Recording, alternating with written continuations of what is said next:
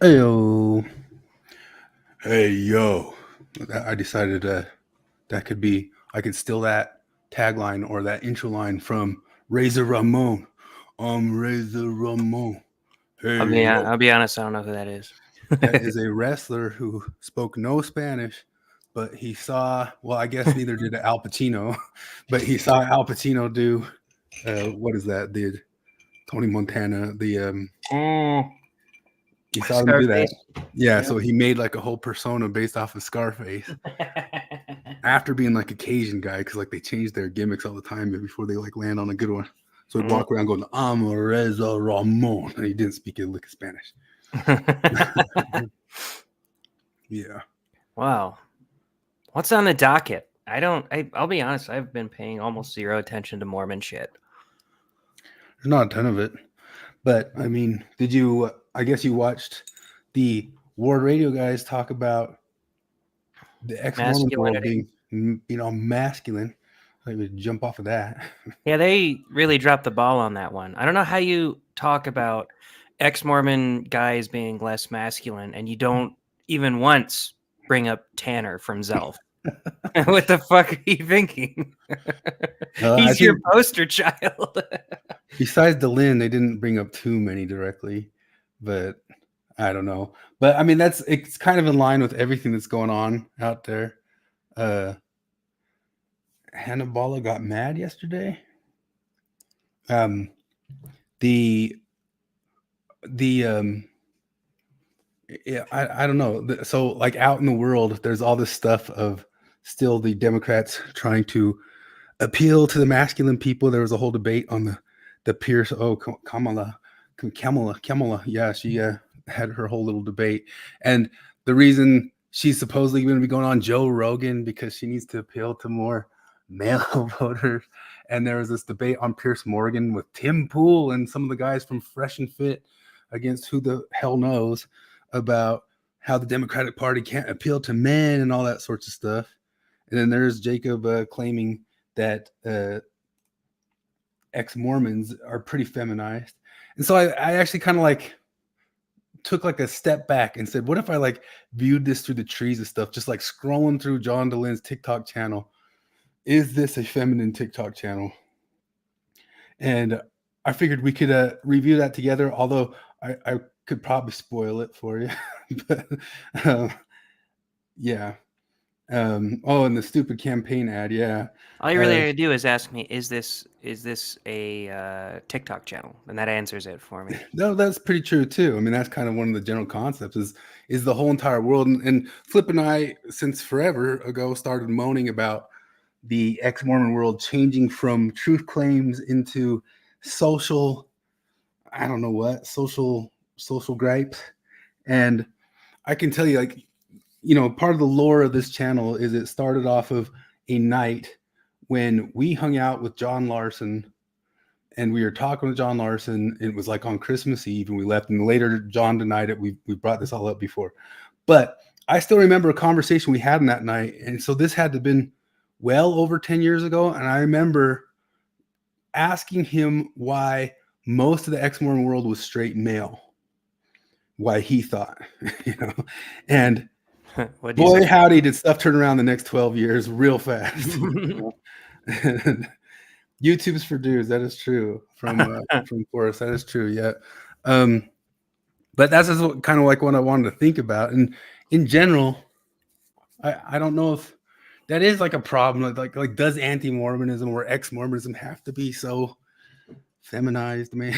You know what I mean? But I guess we've been playing around with that since forever.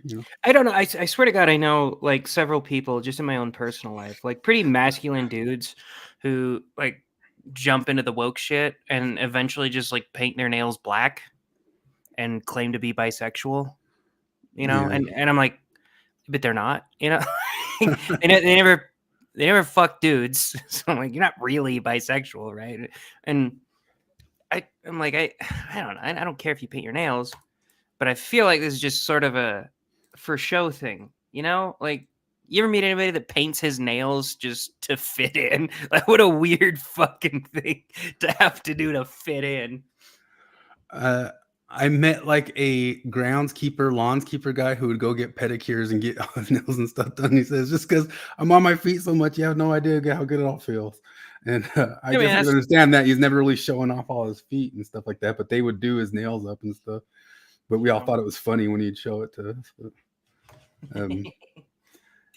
I did watch that whole thing with Midnight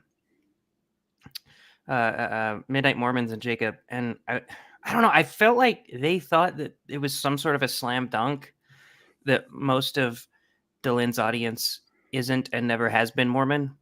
yeah. Which that doesn't feel like a slam dunk to me. I get what they're trying to do is be like, see, most of these people aren't even ex-Mormons, so it's not really as big as you think it is.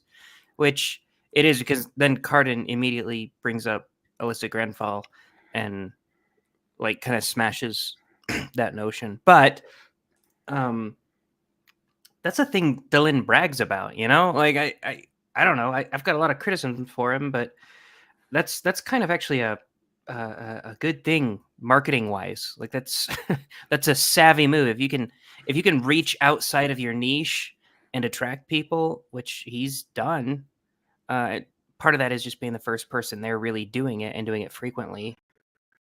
But I don't think So it brings up that's the not a thing question. he hides, is what I'm saying. Are you marketing a channel for views like the I always forget their names. I guess I got a bunch of stuff on the R word this week too. But the R word housewives of Mormon whatever. I honestly always forget the name of it, and the word retard really does come up every time I think of them. But the secret housewives or whatever. But Jacob was calling that just porn, or what do you call it, cult porn. So like all these people are into, just like they're into podcasts about murders, like there's all these like crazy murder podcasts things out there that, you know, became part of the whole zeitgeist. They even made part of the like, if you think of we're in scary movie time, all these scary movies that started coming out that kind of jumped off the concept, like Halloween and Michael Myers jumped off the concept of people rebooting it through their murder podcasts. Like almost every single one of them wrote a murder podcast into the show. And there's that Only Murders in the Building TV show on Hulu, and the whole thing's based off of like those murder podcasts got all huge. But Jacob's not wrong that like cult stuff has gotten just as huge, and Mormonism has been like a huge part of it. Like just, I mean, there's been what 10 different Mormon shows put out there in like the past 2 years. There's been quite a bit, yeah. I don't know. I don't know. It's hard to say. I got nothing. Sorry. Well, I mean, I'm just seeing there's also, I think calling it cult porn is probably about right. But then what I'm getting at is, does that bring up the question of, are you guys making entertainment podcasts, or are you doing a 501c3 that's ostensibly helping people? So yeah, I guess with the whole calling it porn thing, I'm pretty much on board with that, because I'm trying to, I feel like we need to broaden, not narrow. We need to broaden what is considered porn. And I would say like things like Hallmark movies, right? A Hallmark movie is just like average female porn. There's like usually minimal to zero conflict in a Hallmark movie. It's like her only flaws are that she's too good at what she does and she works too hard and nobody can see it. And then the guy that she meets teaches her how, yeah, she's amazing, but she needs to slow down and try being less amazing so that she'll still be amazing. He just stayed in his hometown and helps Yeah. his mom and dad and makes No, I'm cocoa and likes to bobsled, not bobsled, what do you call it? Toboggan. He just toboggans in the forest with a scarf here and there. No, But he secretly has a lot of money, but he doesn't want anybody to find out about it. One of the porniest ones I ever saw was, because me and Morgan will watch these things just like for fun, and we have like a checklist of shit that they do. And one of the ones we watched, it was with Melissa Joan Hart. It was a few years back, and like seriously, she's that high-powered executive who is just doing everything right. She's so awesome. She's not an executive. She runs a podcast or a radio show or something. It's highly successful, but it's all about Christmas. And you're like, okay, how could a Christmas podcast be like super successful all year round? That doesn't make any sense. But whatever. she goes to the small town for part of her thing. Obviously, her car breaks down there. And then the guy that she meets is like, while he's towing her car, like, I'll get your car ready to be towed. You can go warm up in my truck. I have a hot chocolate station inside there. I'm not even kidding. Like, he seriously had on his center console in his truck as he's fixing her car, just this elaborate hot chocolate station. He was also the volunteer firefighter chief. He was also like a glass blower who would just leave beautiful handmade ornaments all around, just charitably. And then at the end of the thing, they get together. There's almost no like strife in it, like no conflict between the leads, the female and the male leads. And they get together, and then one of the very last things you see is the podcast that she just released. Her mom's like, it went viral. Like, so it's just everything works out perfectly, like just falls into place. That feels very porny to me, because in porn you get dudes, it's like some dude is delivering pizza and some chick is like, oh man, I can't pay a tip. Maybe all of my sorority will just blow and fuck you instead. Like, look, the tip was going to be like $15, you cheap whore. But it's just everything falling into place exactly the way it would in the stupidest, most childish fantasy you could imagine in the stupidest brain of the stupidest person. So maybe that's what porn should be defined as. Well, Carden brought up that his wife likes to read that A Court of Thorn and Roses stuff. And I looked that up a while back because it was one of the books that's been banned on the those I can't believe the Republicans are banning books websites things. And I started looking up some of the stuff. And that's smut, man. That stuff has smut in it. Oh, yeah. I'm trying to look up some of the things that I found in it. See, when he brought that up, I was like, I need to look this up so that I can see if it's actual smut, because the most irritating fat bitch I've ever met in my life loves those books, posts about them nonstop. And I'm like, that's probably shit. And she's doing it in like this braggadocious sort of way, right? Like that, because you can't brag about watching porn on like Pornhub. Nobody's like, I like watching porn a lot. But you can brag about reading a lot of books. That's what a lot of, like, I'm such a bookworm. And then you find out that like her bookworm is just porn. Like, I just read like, oh yeah, just the billionaire wanted to fuck her and no one but her, but do disgusting, depraved things with her too, and give her money. See, look at this. In the series, most of the notorious scene where Fire, Feyre, man, that sounds like some Tumblr name, and Rysand and High Lord of the Night Court have sex for the first time. We see how smut becomes an extension of the erotic, mingling emotional connections and liberation and pure physical pleasure. At first glance, smut and the erotic seem different by orders of magnitude. The erotic is a lifestyle, philosophy. Audre Lorde rarely mentions the specific act of sex in her writing, instead touching on the endeavors that restore and reinvigorate.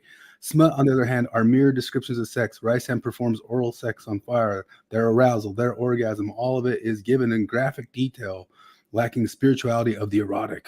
That's just somebody commenting on it. I'd have to find the exact scenes. But this is one of the funny hypocrisies of all the Mormon and Mormony world. Did you know like some books like these were found in Siegel Book and Tape for years? Like I remember my buddy's older sister brought home some books she found from Siegel Book and Tape that had Fabio on the cover and all that stuff.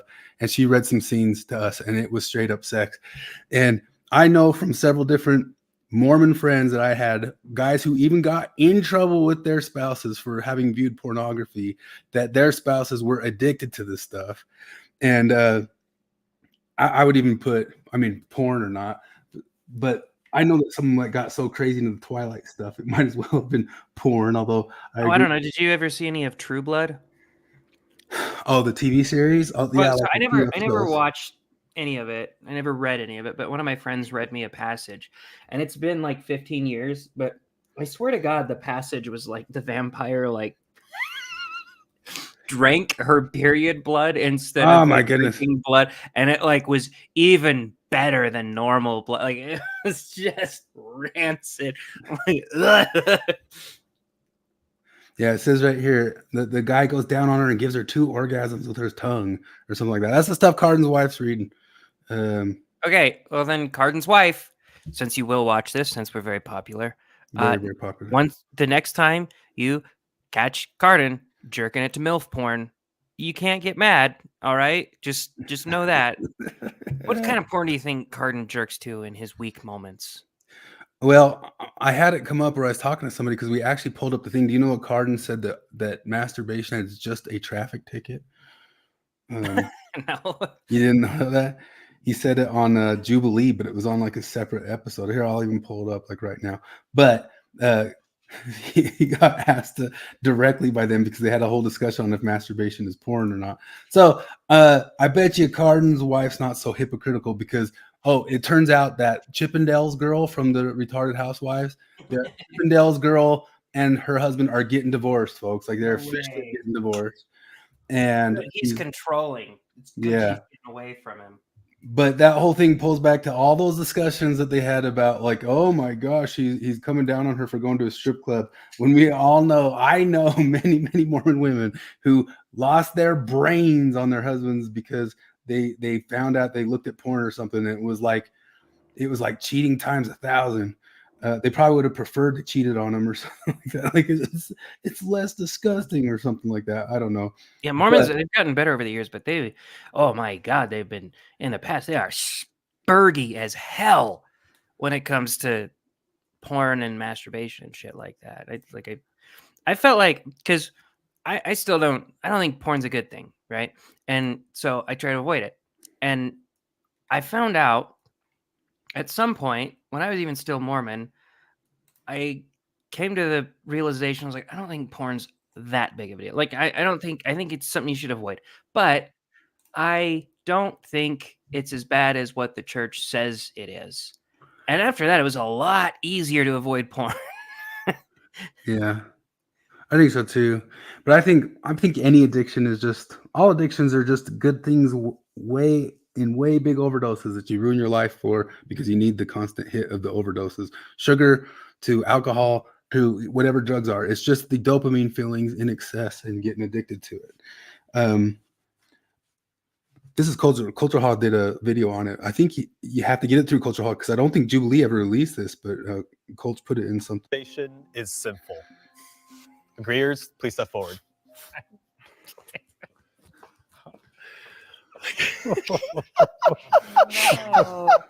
Cardin's going.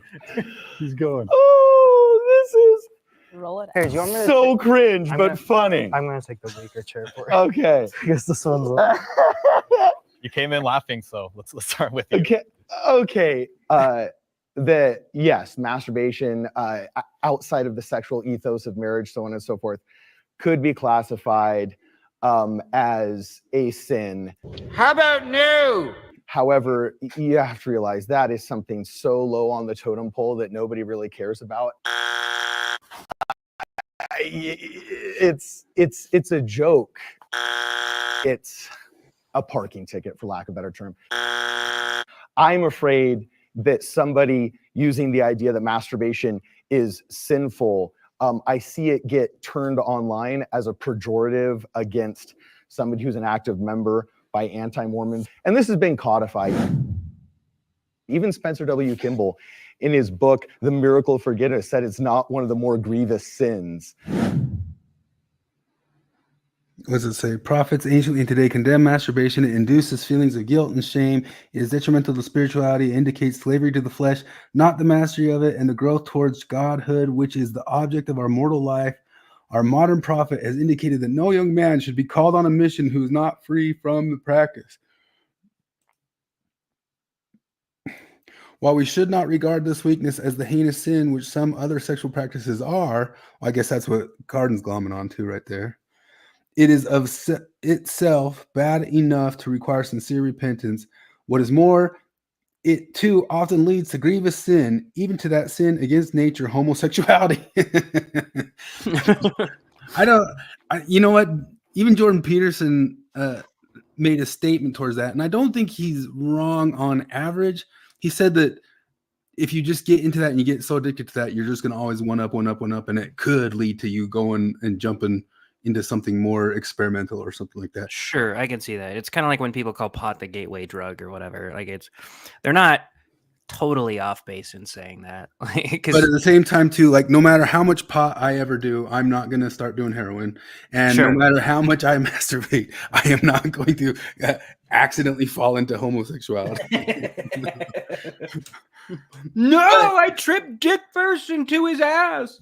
But I can see it being true for somebody else who might not have, who then did start experimenting with the stuff.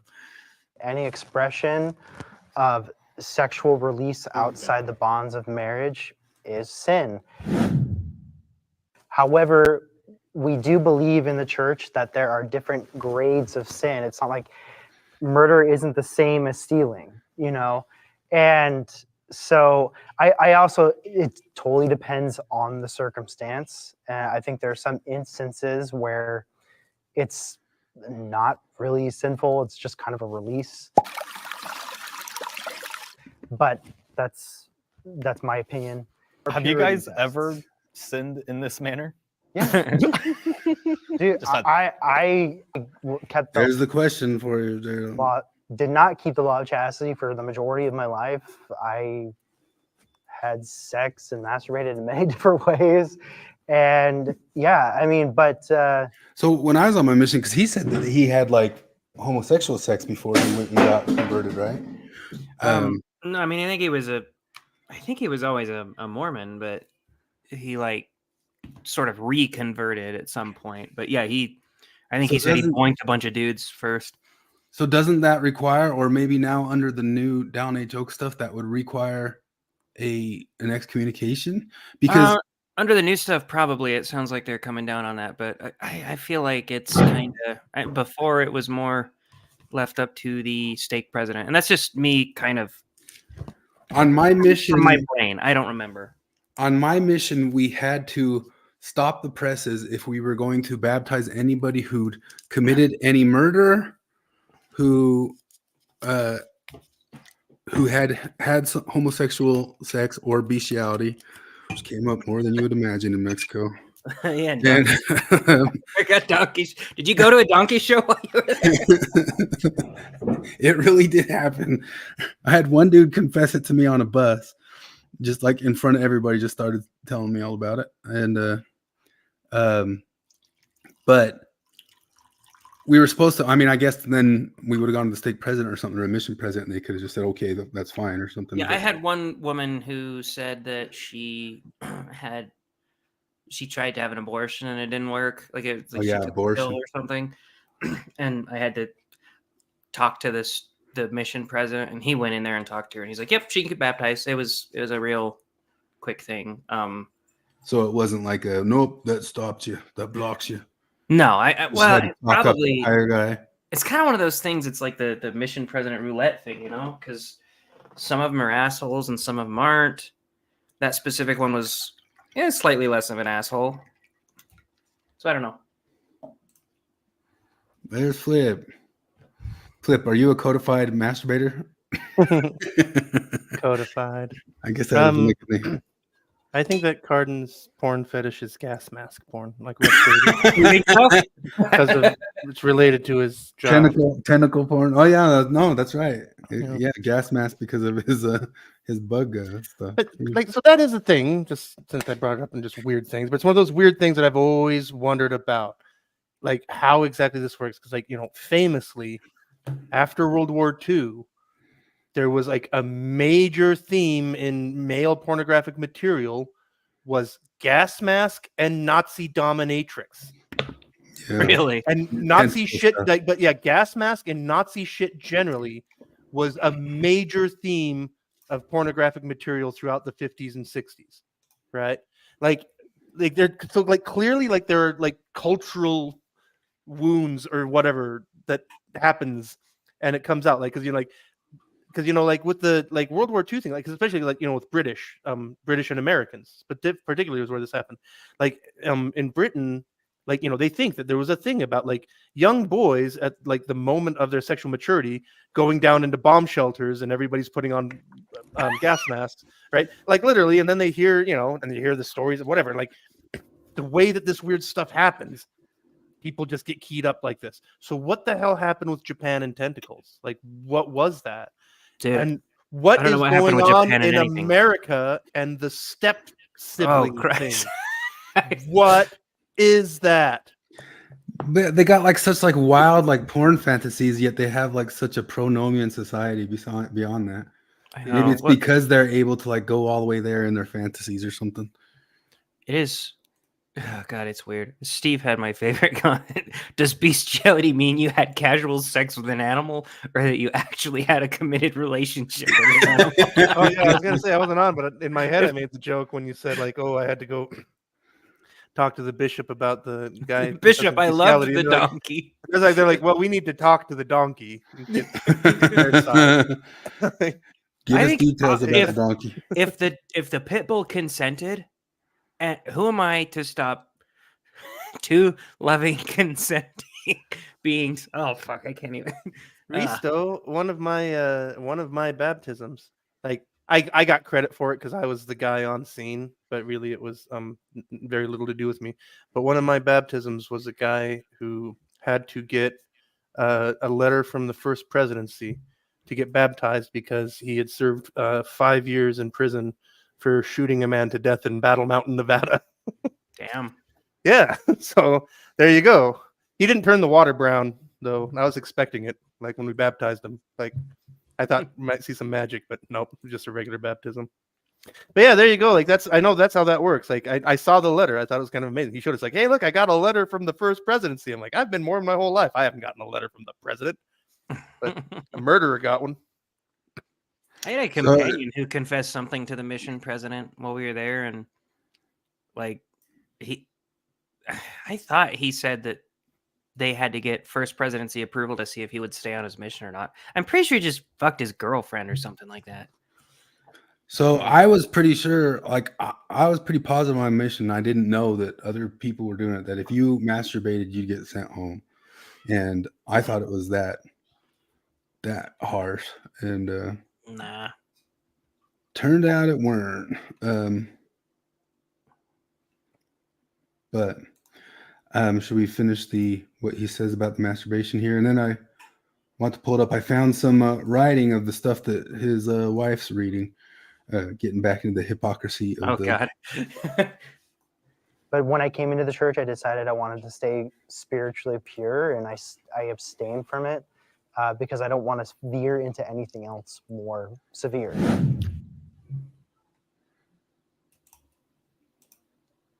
Well, there you go. There we go. Why wouldn't it post my? So Flip thinks that it's probably gas mask porn. Yeah, you did a poll the other week. Can you do another poll? I think it's just generally. What does Garden Crank do? What does Garden Crank do? Think we do another poll. It's got to be some of that Mormon porn. You know they make Mormon porn. Yeah, I looked it up. It's disgusting. Yeah, they're straight up like no, kind of like here's the the thing. temple and use the garments. Which, by the way, did you see the new garments changes? Yeah, I saw that. Or garment but- changes? Yeah, Yeah, you got wife beater garments now. you can and- have porn shoulders. It's a porn episode. I should have called it porn. But what about the oppression? That's less oppression. Now everybody gets all those women have to go back to church because church is no longer oppressing them. Well, but what we got to do is do that classic. The Mormon Church is 30 years behind. They should have done this before. Blah, blah, blah, blah, blah, blah, Wait a blah. minute. I thought they couldn't change. They're not supposed to change. That's the commentary. They said that they couldn't change, even though we've been barking at them to make this change all along.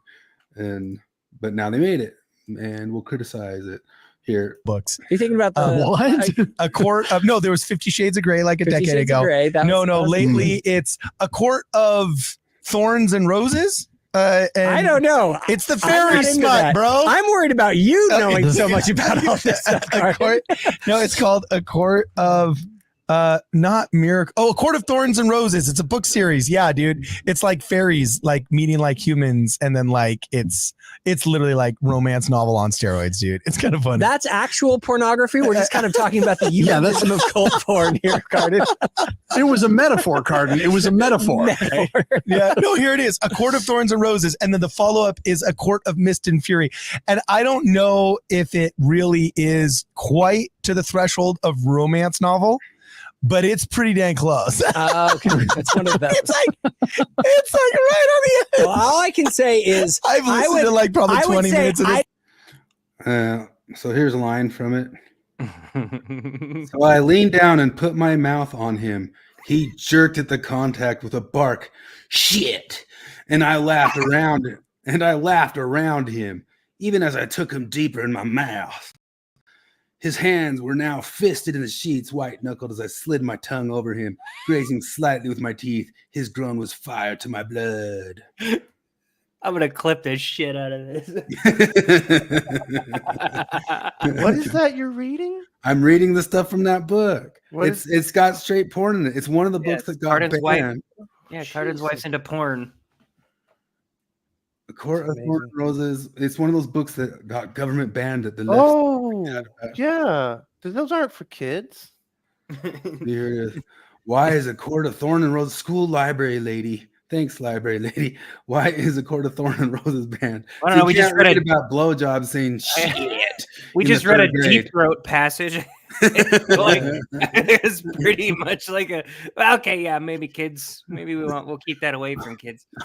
I want my kids reading about a blowjob at school, at government school, before third grade, and where the guy's like, shit, oh shit.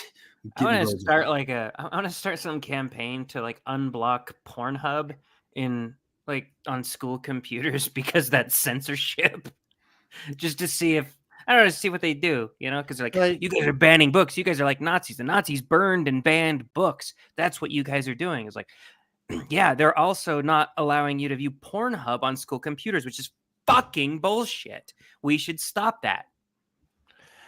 Yeah, no, it's I watched a thing that described a lot of the so-called banned books, and like some of them, it's funny because like they pointed out that like it's just mistakes that the librarians made, and I think they just don't want to walk it back.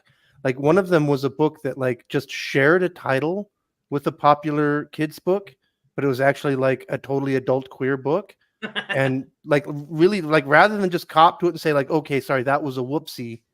Like, no, they just doubled down. They're like, no, show it to the kids, Yeah, so I straight up know I actually have no problem at all if women get into the stuff. I talked about that book a while back that's getting all popular now on the TikTok with the shark scene where the guy sticks a lady's face in the shark tank. So he bites her lip, sticks her face in the shark tank while the shark tank might attack her bloody lip while he does her from behind. And all these different women on TikTok were like, whoa, this is so steamy, because they're not into violence at all. They think words are violence. Well, Mormons are so bureaucratic about it all, though. Like, it's if it's officially by the government label, at least when I was growing up, if it's by these organizations labeled as rated R, you're not allowed to watch it. But if they have something on TV that it like obviously if it were on a movie would have otherwise been rated R, my dad would watch the shit out of that. Like he watched so much of The Walking Dead. I'm like, if this were a film, it would be rated R. I don't want to. I never told him that because my dad enjoys art. I don't want him to stop enjoying art. I don't want to talk him out of Walking Dead isn't art. That was a bad example, but you know what I'm saying. The first season I thought was good. Actually, so the first few seasons were pretty good. It just got retarded after that. Like I don't know. I slogged my way through like season 6 or something. And geez, really? Yeah, I was like, I could, and it took me like 3 separate goes to do it. I remember I watched the first season. Years. I watched the first season. I thought, wow, that was great. And then I watched the first episode of the second season. I think maybe halfway through, I'm like, no, I don't want to watch this forever. I'm done. Like, yeah, no, I guess like you're probably right. The first season is memorable, and then I really don't remember almost anything that happened in the subsequent seasons. Because like, didn't they go like all Last of Us, and then there's cannibals now too? And There might be. I don't know. Right. Actually, how long I did think it they go did. for? It's still going. Well, no, not the main The series. But spin-offs. there's Walking Dead. Oh, Then they did Fear the Walking Dead, which I watched the first 2 episodes of that and it was pretty good. But then they had this great male lead and they killed him off to make the female the lead.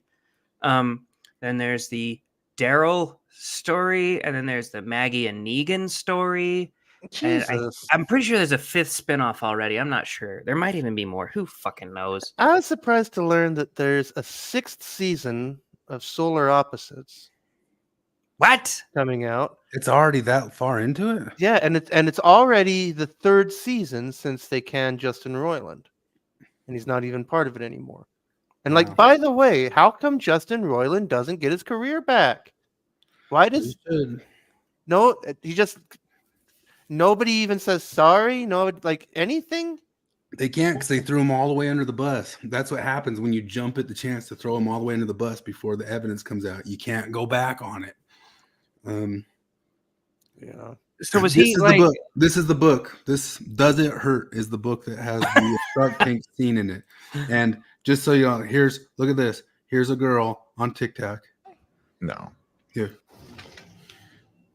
Oh. Am I attracted to this? No. Am I? No. Yeah.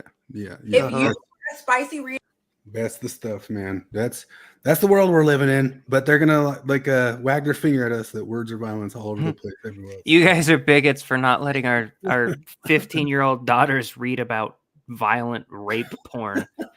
What the fuck? Look, I'm not a prude.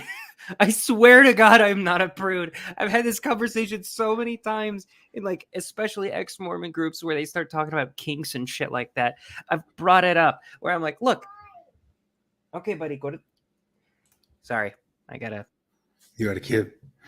Who am I? I've forgotten the answer to that question long ago. Ever since I ran from that house, so desperate to escape, I left only with the clothes on my back and socks on my feet. After that day, I've only walked in stolen shoes. Could I be a girl who is searching for the meaning of life in faceless men? They were all so forgettable until he came along. He took me under a waterfall and made me forget my name, and in return, I took his instead. Enzo Vitale. This is the blurb for the book. An enigmatic man that will only ever love the deep sea, or rather the predators that inhabit it. Turns out he's not so different than the monsters he feeds. He lured me onto his boat like a fish in the ocean, seeking vengeance for my crime. Like a fish in the ocean. Had I realized his intentions and that a massive storm would leave a shipwreck. Wait, was that whole simile like a fish in the ocean seeking vengeance for my crime? Let me read that again. An enigmatic. Oh wow, Kindle Unlimited, $0. I could read this for free. An enigmatic man that will only ever love the deep sea, or rather the predators that inhabit it. Turns out he's not so different than the monsters he feeds. He lured me onto his boat like a fish in the ocean, seeking vengeance for my crime. Had I realized his intentions and that a massive storm would leave us shipwrecked, I would have ran. Now I'm a girl who seeks refuge in decrepit lighthouse with a man who loathes me almost as much as he craves me. BPD, borderline personality disorder. There you go. He wants to hurt me, but the old caretaker of the abandoned island may have intentions far more sinister. Oh, there's 2 rapists. It's no longer a question of who I am, but rather, will I survive? Good Lord. Man, oh man. What the fuck?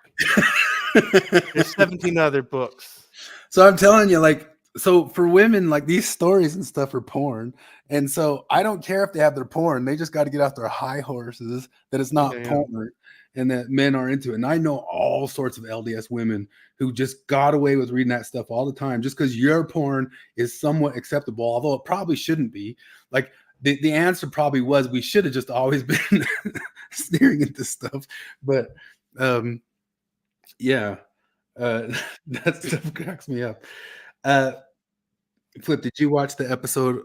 We just showed the clip from it, but that whole episode about the ex-Mormon world being a feminine world. I saw the first little bit, but because the first thing I even made a comment, but then I saw that deleted it. But just oh, look, it's another episode of Jacob and Cardin catch up to 2000s atheism. Because yeah, we know. But 2010.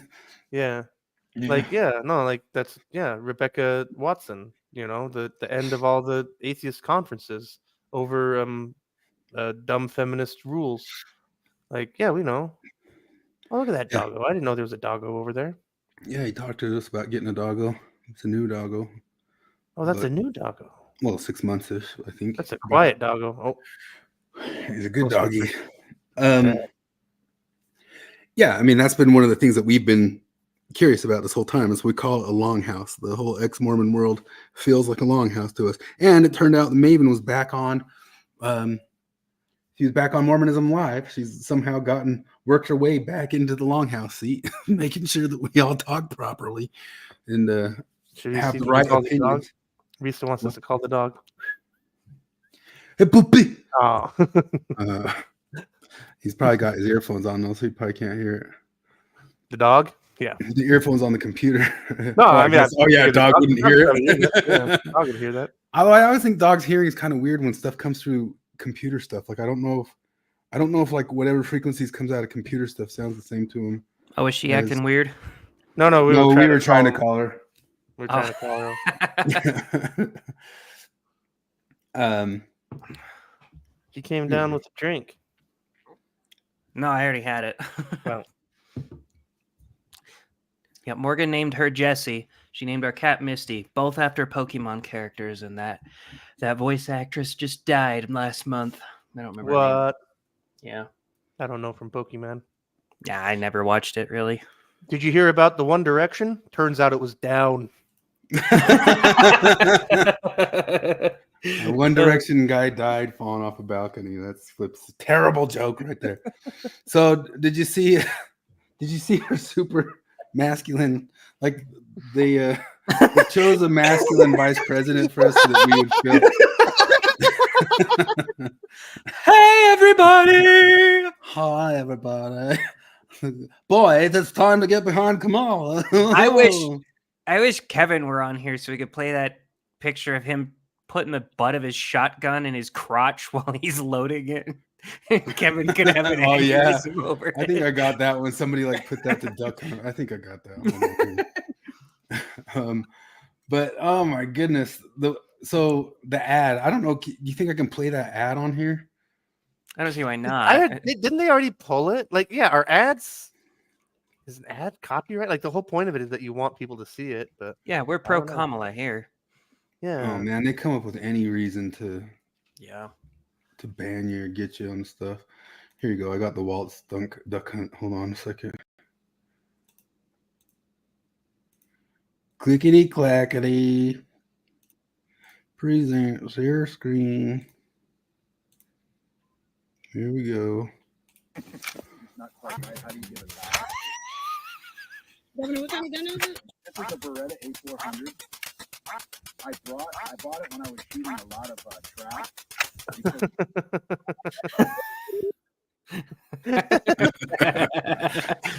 Oh man. Let me see if I can find that ad. Here's the thing, Yeah, like, so no, Steve pointed out he looks like he has brand new clothes to go hunting. So at work we're in like a demolition area, and so we're wearing hard hats and high vis vests. And the code word we have for anytime there's like a tour of like important people coming on, we're like, hey, some clean vests walking through. It's always like people. The rest of us, our vests look disgusting, and like they're covered in all the shit that we've been cutting on, and our hard hats are all fucked up and stuff like that. But then you get these people with just brand new clean vests, like, oh yeah, let's go pretend for these bureaucrats. I'm a man. I'm a man. I'm a man, man. And I'm man enough. I'm man enough to enjoy a barrel-proof bourbon. Neat. Man enough to cook my steak rare. Man enough to deadlift. Did he just? Okay.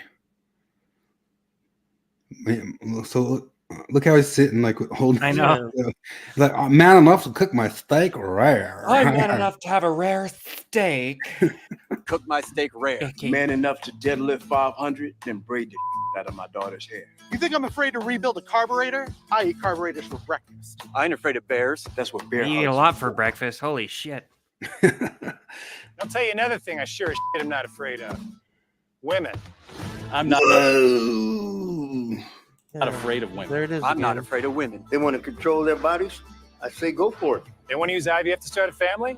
I'm not afraid of families. They want to be childless cat ladies. Have all the cats you want. Woman wants Okay, to be the president? IVF Well, thing, because like, hasn't Trump has done everything he can to say no, I'm not supporting a ban.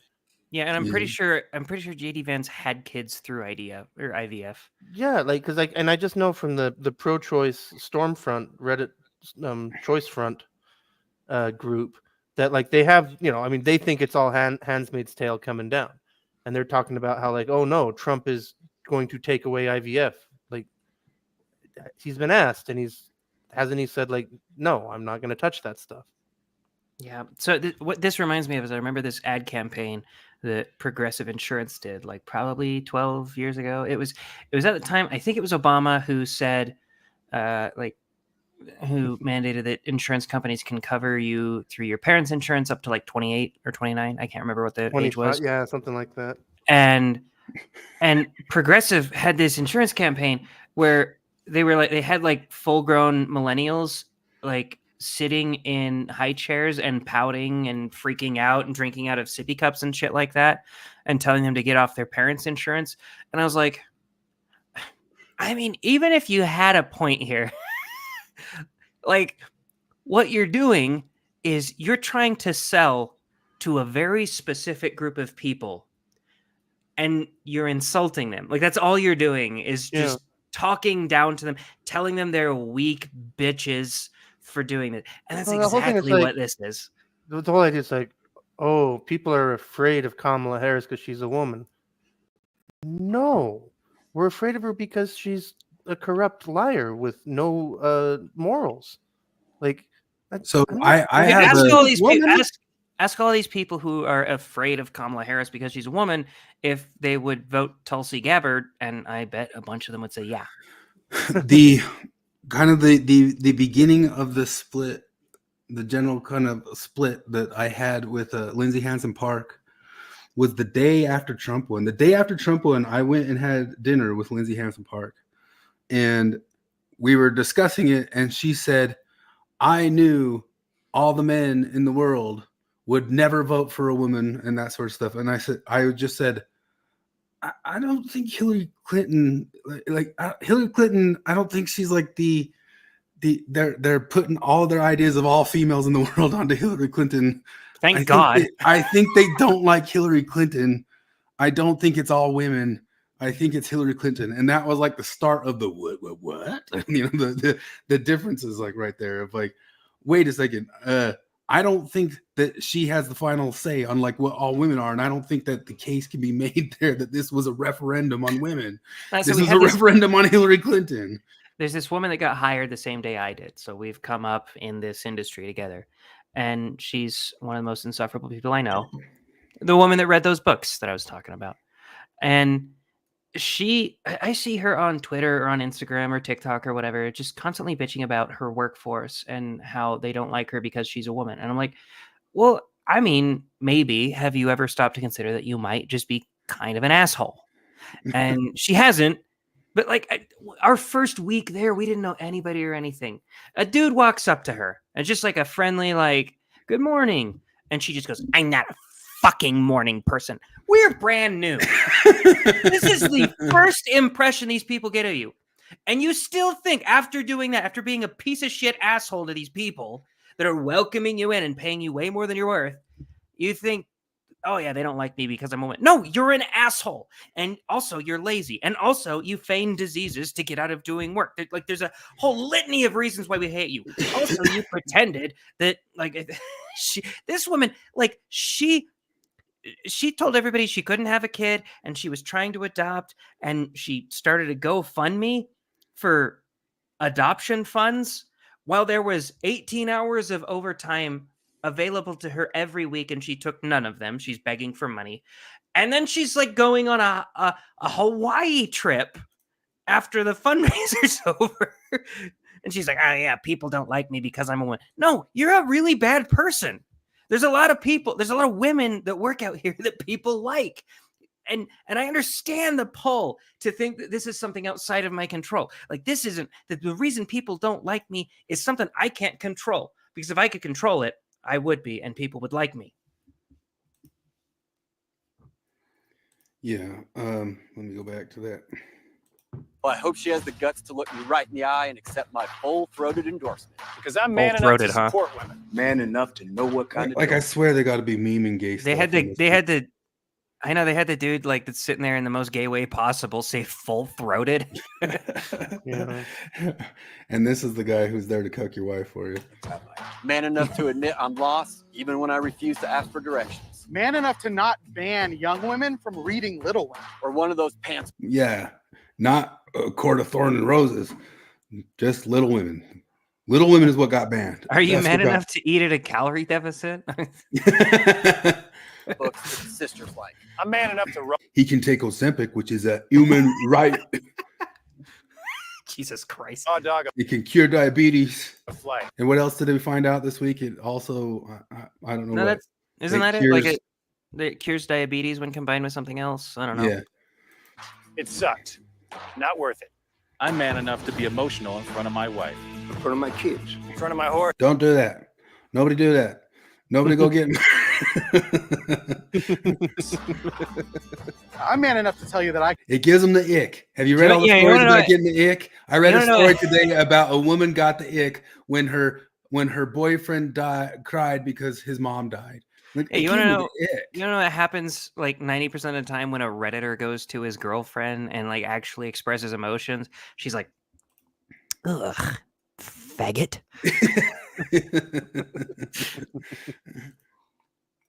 I cry at Love Actually. Good Will Hunting. West Side Story. That You're only allowed to cry at The Fox and the Hound. and Predator. And I'm sick of so-called men domineering, belittling, and controlling women just so they can feel more powerful. That's not how my mama raised me. I love women. I love women who support their families. Women who decide not to have families. Women who take charge. And I'm man enough to help them win. So, Like, did they just choose a bunch of women videos to talk about crying? Because if they would like, it would have been 1,000 times more relatable if they would have just, instead of mentioning like West Side Story, just mention the part in Lord of the Rings where Sam is almost dying, but he picks Frodo up and he's like, "I can't carry the ring, Mr. Frodo, but I can carry you." That's a tearjerker. yeah. So I swear this stuff has to be. I think I heard Matt Walsh say, like, that ad's written for women. It's Totally. women. Yeah, it's not. You're not actually trying to appeal to who you're claiming you're trying to appeal to. Troy says he feels like Kamala's got the cat lady vote sewn up with this banger, but that's true. It's just that's just more. She already had it. You're just tripling down on what women want to see. Guys don't that convinced no guy. It turns out that all the people in that were paid actors too. They weren't even really that. That Well, black dude who said like, "I braid my daughter's hair," has no daughter. And The guy sitting gay talking about grilling meat was gay. That's a gay sitting. they're all actors. They have like IMDb pages, all of them and stuff. So, and it was written by one of Jimmy Kimmel's cast writers or whatever. Yeah. That's funny. That's almost comedy. That they think that's funny. So then Obama went out this week and like told black people that like he started like barking at them that they have to vote for it too. Like it was everything's like a finger wag. It's all longhousing. It's like chastising, and you kind of go like, I swear you guys could get help with this. I swear you could. You could get help if you actually wanted to appeal to men in any way, shape, or form, but you don't. You think that you'll just triple down on scolding. Like No, that's one of the things that always shocks me. Like it's I feel like it's rare that I'm shocked by the wokeness. But like one of the things that actually does shock me is just how insulated these people are from like other viewpoints. Like when Flip asked Maven about the financial abortion thing, I was like, come on, she's probably dealt with this a million times. She hadn't. She hadn't even. It blindsided her. I was like, oh my god, I'm stupid because I should have known this. And that's Obama scolding black men for not just voting the way that black men are supposed to vote. And then I think he's probably genuinely shocked that black men didn't respond well to that. Like, fuck you. Like, we're not a monolith. We're fucking people. We're individuals, you jackass. And I think he's actually shocked. And even just doing it in a scolding way, like you don't have to scold them. You guys could have just done it in a. Yeah, you could have done a here's why black men should vote for Kamala. But no, Yeah. you're like, come on, brothers, you know this is the right thing to do. And Yeah. you're dropping the ball. Or you could even just be like, come on, we're counting on you. Come on, come help us out. Or something like that. Please, like asking them or something, not scolding them into it. But this whole video, I saw a bunch of people complain in the bottom that the whole intro gave the whole thing away. So we can probably just watch the intro and call it good real quick. There's a fascination in the general public with this idea of what goes on behind closed doors, right? So you have these neighbors, they're these really nice people who bring you a casserole and invite you to their little, like, you know, Halloween thing that they do at their church.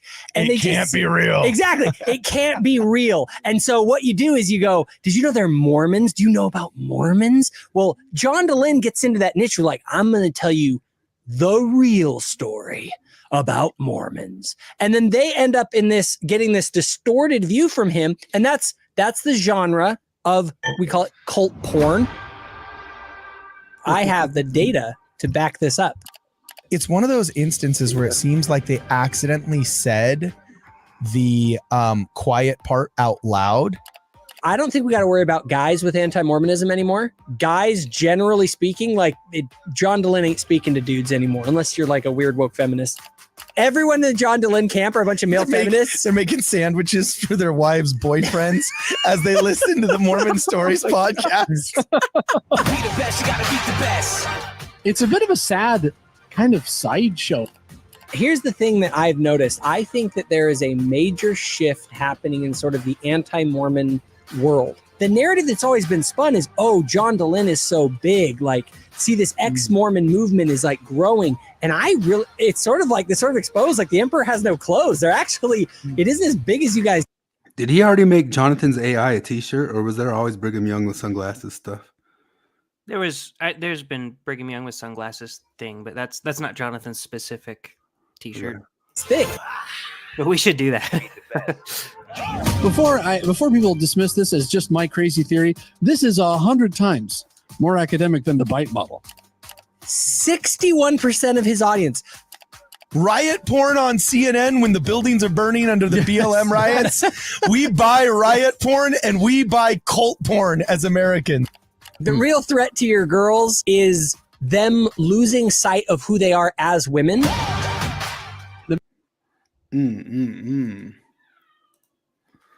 Pretty boring. Pretty boring. You didn't want to watch the whole half hour of that? So Jonathan made, well, which one did he make first? I guess that's the only one I have there. He made this AI picture of Brigham Young with the sunglasses there. What's it say? I can't even. Oh, Jonathan made that? Yeah, he did. Well, so the first one that he made, he made both. I'm trying to find it. I swear I put it in here, but I did. Well, hold on. I'll forward to it. Hold on. I got the first. Do you want me to say what it is, or do you want me to just wait for you? Go ahead. Well, we'll get there. There it is. Yeah, so Mormons who shun their ex-Mormon family are breaking church policy, not following it. And he posted that in a couple of places. He posted in Thoughtful Saints, and I think they're like really skeptical of Jonathan there, which is weird because I don't know. He's Thoughtful Saints. Yeah, no, they're very skeptical. They don't A know lot of what to do people. with them. Well, a lot of people there were like acting like I think they acted like it was sort of an antagonistic type thing. Like even Jacob was getting a little defensive. He was like, "Oh, we know." But And I don't know. I don't know that Jonathan didn't want that reaction from both sides. No, I think he did, right? Like it's sort of a telling, because Mormons who shun their ex-Mormon family should be told like, hey, fuck you. You're not even following your own church. It should be sort of but I feel like the bigger wrist slap is to like ex-Mormons who claim that this is a systemic problem, because they try to act like, oh no, they're following church dictates by shun. The church wants them to shun their family members. No, they don't. Like you could, as far as the whole bishop roulette thing goes, I'm guessing the amount of bishops that would tell you to shun your ex-Mormon family members would be like 1 in 1,000 at most. Yeah. Then meanwhile, how many of your BPD ex-Mormon social justice warriors will give the divorce advice and just like, oh, you need to cut all those people out of your life. Anybody that isn't giving you exactly what you want and building you up all the time, cut them out of your life. Well, so you know, ask anybody, you ask anybody if you should That's the cut social toxic justice people out thing. of your life. You ask anybody, should I cut toxic people out of my life? Most people are going to be like, well, yeah, you should probably not associate with toxic people. But then they don't realize how loosely you define toxic. So they're like, well, let me explain to you why everybody in your life is fucking toxic. Like your father-in-law who won't use they, them pronouns for you, he's toxic. You should never speak to him again and never let him see his grandkids again.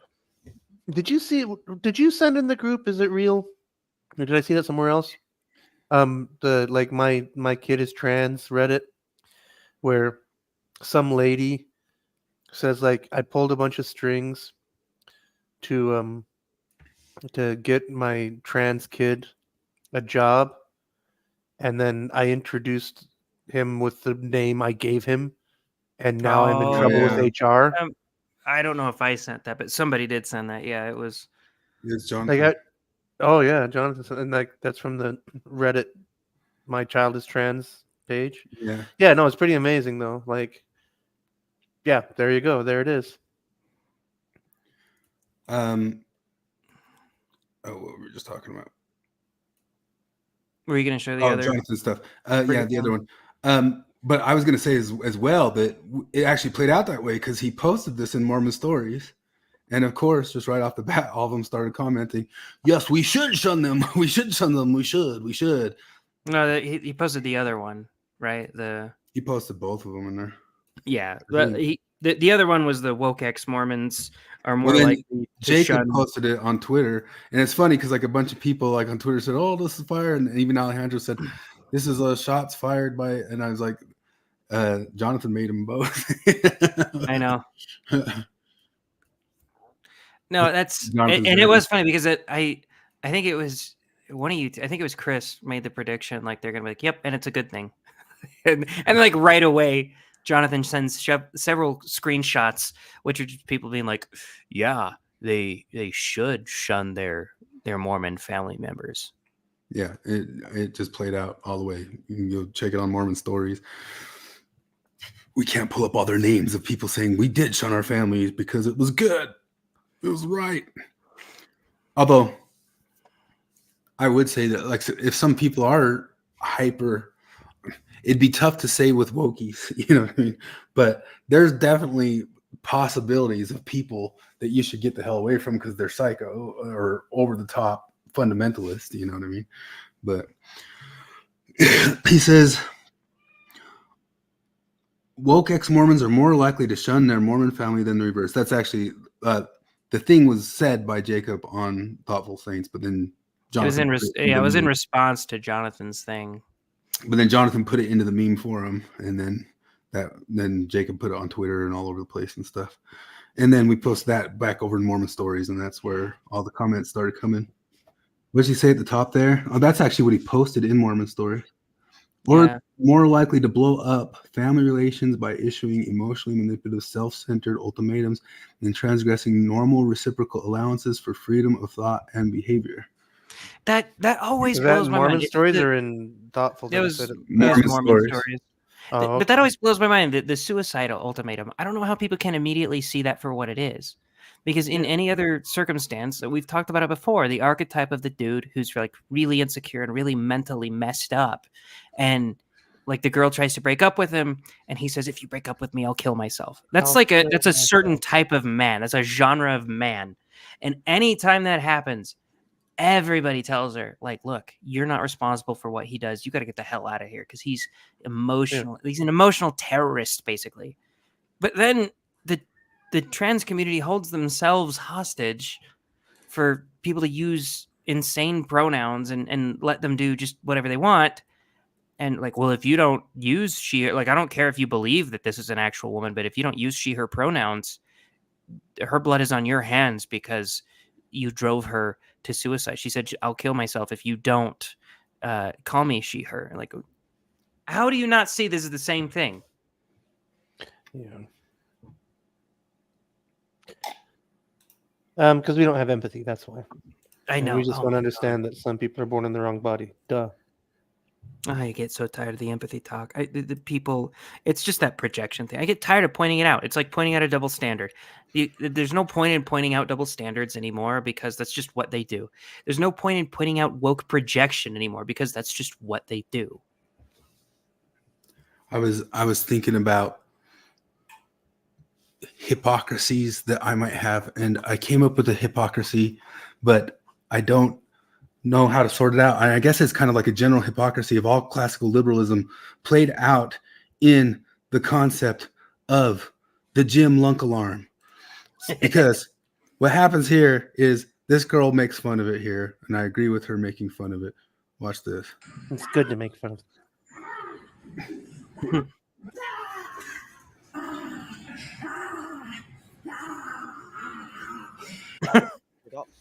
So that's my problem with the world, is that I both want to atomic wedgie the person who came up with the lunk alarm idea Mm-hmm. and the person being the lunk. Like, Okay, I hate you both. You know what I mean? Gun to your head, you got to choose one. No alarm. Yeah. And that's the classical liberalism. That's the classical liberalism thing. Yes, you should stop being a shitty lunk, but no, I should not put a longhousey rule in my gym to get rid of you. You should just be shamed or see guys who are much bigger and stronger than you doing that without screeching at the top of their lungs every single rep. And that's how all society to be. That's kind of like the shaming is better than the actual law. Well, you need shaming because shaming is not written law. You know? This speaks to like a deep-rooted human desire to mock cringe, right? And we've decided that punching down is bad. So the only cringe left to mock is up. And like, where do you go up? But like a dude who's just jacked out of his mind, right? So you can make fun of the cringe that he does. And that's about it. So yeah, it's cringe when he's like, "Ugh! Ugh!" And you can make fun of that. And so it's the last bastion of cringe to make fun of. Risa says someone once said there shouldn't be co-ed gyms. I actually think there would be less screaming in non-co-ed gyms, because I do think half the time that what they're doing is saying, look at me, look at me, look at me. And there's less look at me stuff. Like, there's a reason to really scream, and it's usually when you are struggling on one final rep. There's never like a reason to scream 5 times like in a row. That's just you trying to get people to look at you. That's all there is to it. And it's probably only there because they're Ronnie Coleman in the gym, but Ronnie Coleman in the gym, lightweight, ain't nothing but a peanut, lightweight. I love Ronnie Coleman. Speaking of which, just this week, the Mr. Universe was crowned. We have a new Mr. Universe. What was it? Not Mr. Universe.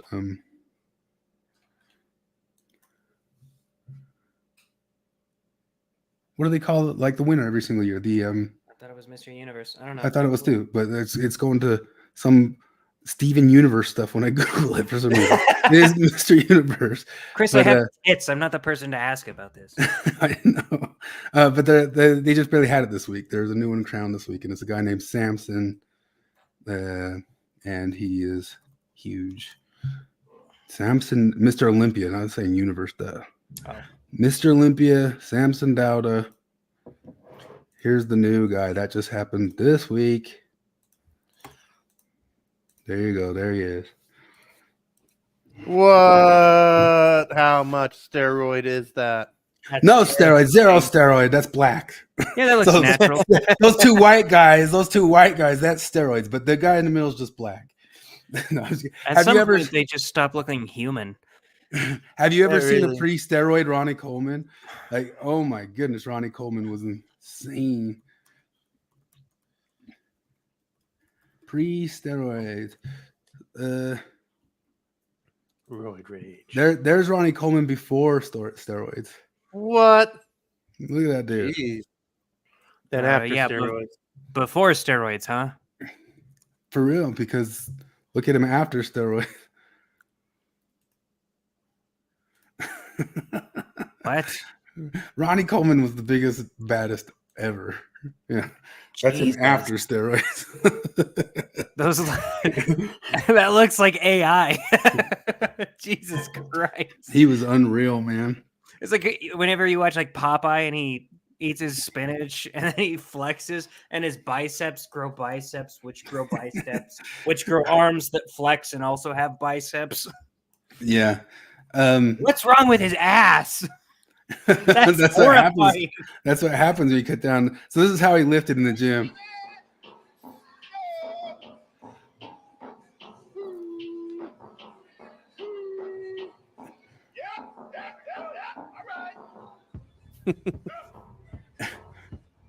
Such a screwball. See, that's why I don't care about lunks too much. Like, it wouldn't bother me if a guy started, like, if he looked like that and he starts yelling, I'm like, I don't care if they're screaming lightweight. Notice how he doesn't scream on his lift. It's like nobody screams at Samoans when they do the whatever that thing is that they do to psych themselves up before a game. The haka dance? Yeah. Haktua dance? Is it a Haktua? Yeah, the Haktua. Oh, jeez. Nobody caught that girl out for the cultural appropriations. Yeah. Samson's the new dude, but nobody will ever pass up Ronnie Coleman. Ronnie Coleman was also a power lifter, like at the same time. So pretty unreal. But back to the garments. I wonder if they could find garments big enough for Ronnie Coleman. Like, could they have baptized Ronnie Coleman? They'd have to have given Ronnie Coleman sleeveless garments all the way back in the day. So news broke yesterday that the church released a new style of garments. This article was published in the Salt Lake Tribune, and the title is "Rejoice, LDS Women. These new garments will open up more fashion options." And as depicted, the new garments have no cap sleeves. Porn shoulders. Porn shoulders are on the menu, fellas. Or otherwise called open sleeves. The article shared that for both men and women, these garments are being tested in hot climates, such as Uganda, Kenya, South Africa, the Philippines, and some southern U.S. locations. And your mom's house. The article said that this new style could make it harder for others to judge who is or is not wearing garments. So Mormons can stop being judgmental on what underwear you are or are not wearing. And We another can thing stop, but we won't. said, thousands of women have complained about garment styles to the church, and many felt that their complaints fell on deaf ears. They were viewed as less these garments did not work for them. Because in Mormonism, God looketh on the garments. And this can be really harmful for men and women. One interesting factor that I hear people talk about is that in 1906, Joseph F. Smith said that the garments were sacred and that they should be unchanged and unaltered from the very pattern in which God gave them. So according to him, the garments should still look like this. Now, don't get me wrong, I am thrilled at these changes. But what I don't like is that when prophets speak in the past, and today their words are disregarded, and yet we pretend like what the prophet says today will never change. Maybe we should stop putting so much weight in what the prophet says today, because it is likely going to change. I guess I don't understand taking it up the chain, you know, like if you have a complaint about the garments. Because I feel like if you're Mormon, you think that the garment thing comes from God. So, like, what do you think it's going to do if you ask a bunch of bureaucrats, like, hey, guys, can we stop this God thing, the thing that God wants us to do or whatever? Which, you know, I'm glad women garments are actually inconvenient, especially when it comes to, like, putting on a bra, deciding under or over or whatever. And like garments were a pain in the ass, kind of. The shirt mostly, but I don't know. Christopher asks, you seen that Anatoly guy that pretends to be janitor at gyms, but then deadlifts things with one arm in front of lunks and whatnot? Yes, I have seen it. He's real funny. He's a real strong power man, but he doesn't look like a lunk, and then he dresses up in janitor's clothes. And there's all these, like, maybe I'll find a video of it later, but like there's huge guys trying to like deadlift the stuff, and he'll come by with a broom and like pick it up with one arm and sweep under, and then keep going, just keep walking off. And it's pretty funny. Anyway, let's go back to the. Well, I mean, what I was going to say with that as well is the lady, her talking about why can't you change the other stuff. I bet you if they changed the other stuff, you would just immediately say as well, but you said you couldn't change it. But you said you couldn't change it. You said you couldn't change it.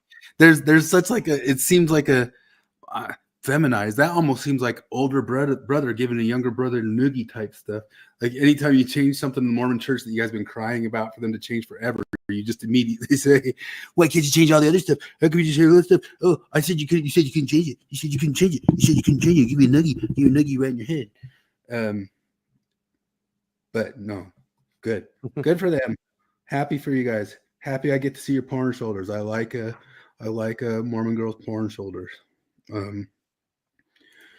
Did you see? Good news, ladies. We can objectify you again. Objectification's back on the menu. We saw somebody complaining about women whining about men looking at them in the gyms, but then telling them what to wear in the gyms. And so I said, well, I just male gaze for feminism. I mean, I don't know what to do with you. Because no matter what, we'll find some feminists giving a think piece, talking out both sides of every issue. There's never not one issue that they're not, women can wear what they want. Men shouldn't be looking at women when they're wearing what they want. Like, we're going to get, I mean, I'll find 10 think pieces on each if I have to. Did you see this? This one was like almost like over a week ago or something, but. I want to pose this question more to you and the daddy gang, but one of the biggest conversations in this year's election revolves around a woman's body. Yep. Oh. I want to take a moment and can we try to think of any law that gives the government the power to make a decision? I know what you're going to ask. About a man's body. Let's No. Is there any law? No. I certainly can't think of any. No. Okay, What? You can't think of the single biggest one ever?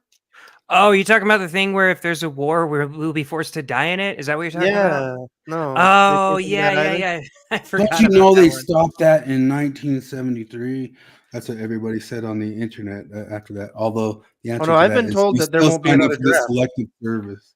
I've been told like there won't be another draft. We don't have to worry about the selective we just don't service. do that anymore. They don't happen anymore. There's Yeah. not currently an enlistment crisis going on in the American military, and we're not, getting closer and closer to a full-scale war with Russia. Don't worry about it. China's not looking to invade Taiwan. Don't worry about it. There won't be another draft. At least you, Flip, do not have any laws that tell you what to do with your body ever. Never know how. And that's the most important thing about this election, is that nobody tell you what to do with your body, because they keep never telling you what to do, and they keep telling women all the time. I saw some memes on that stuff. Ooh, I got too much stuff. This meme. Abortion's like the main topic, but didn't you guys just like post one earlier about some abortion stuff? Jim Bennett. Oh, Jim Bennett. God, what a tard. How can you take that guy seriously? If you actually, right, Chris, if you're actually serious about trying to remove retard from your vocabulary, we're going to have to stop talking about Jim Bennett. I've got some retard slides there. I'll go back to them in a second. We'll go down to Jim Bennett here. Past the Columbus stuff. It was Christopher Columbus Day. Here it is. Jim Bennett. So he posted this. An abortion, the church's position is closer to Harris than Trump. He posted that. And then Mike Lee responded to it.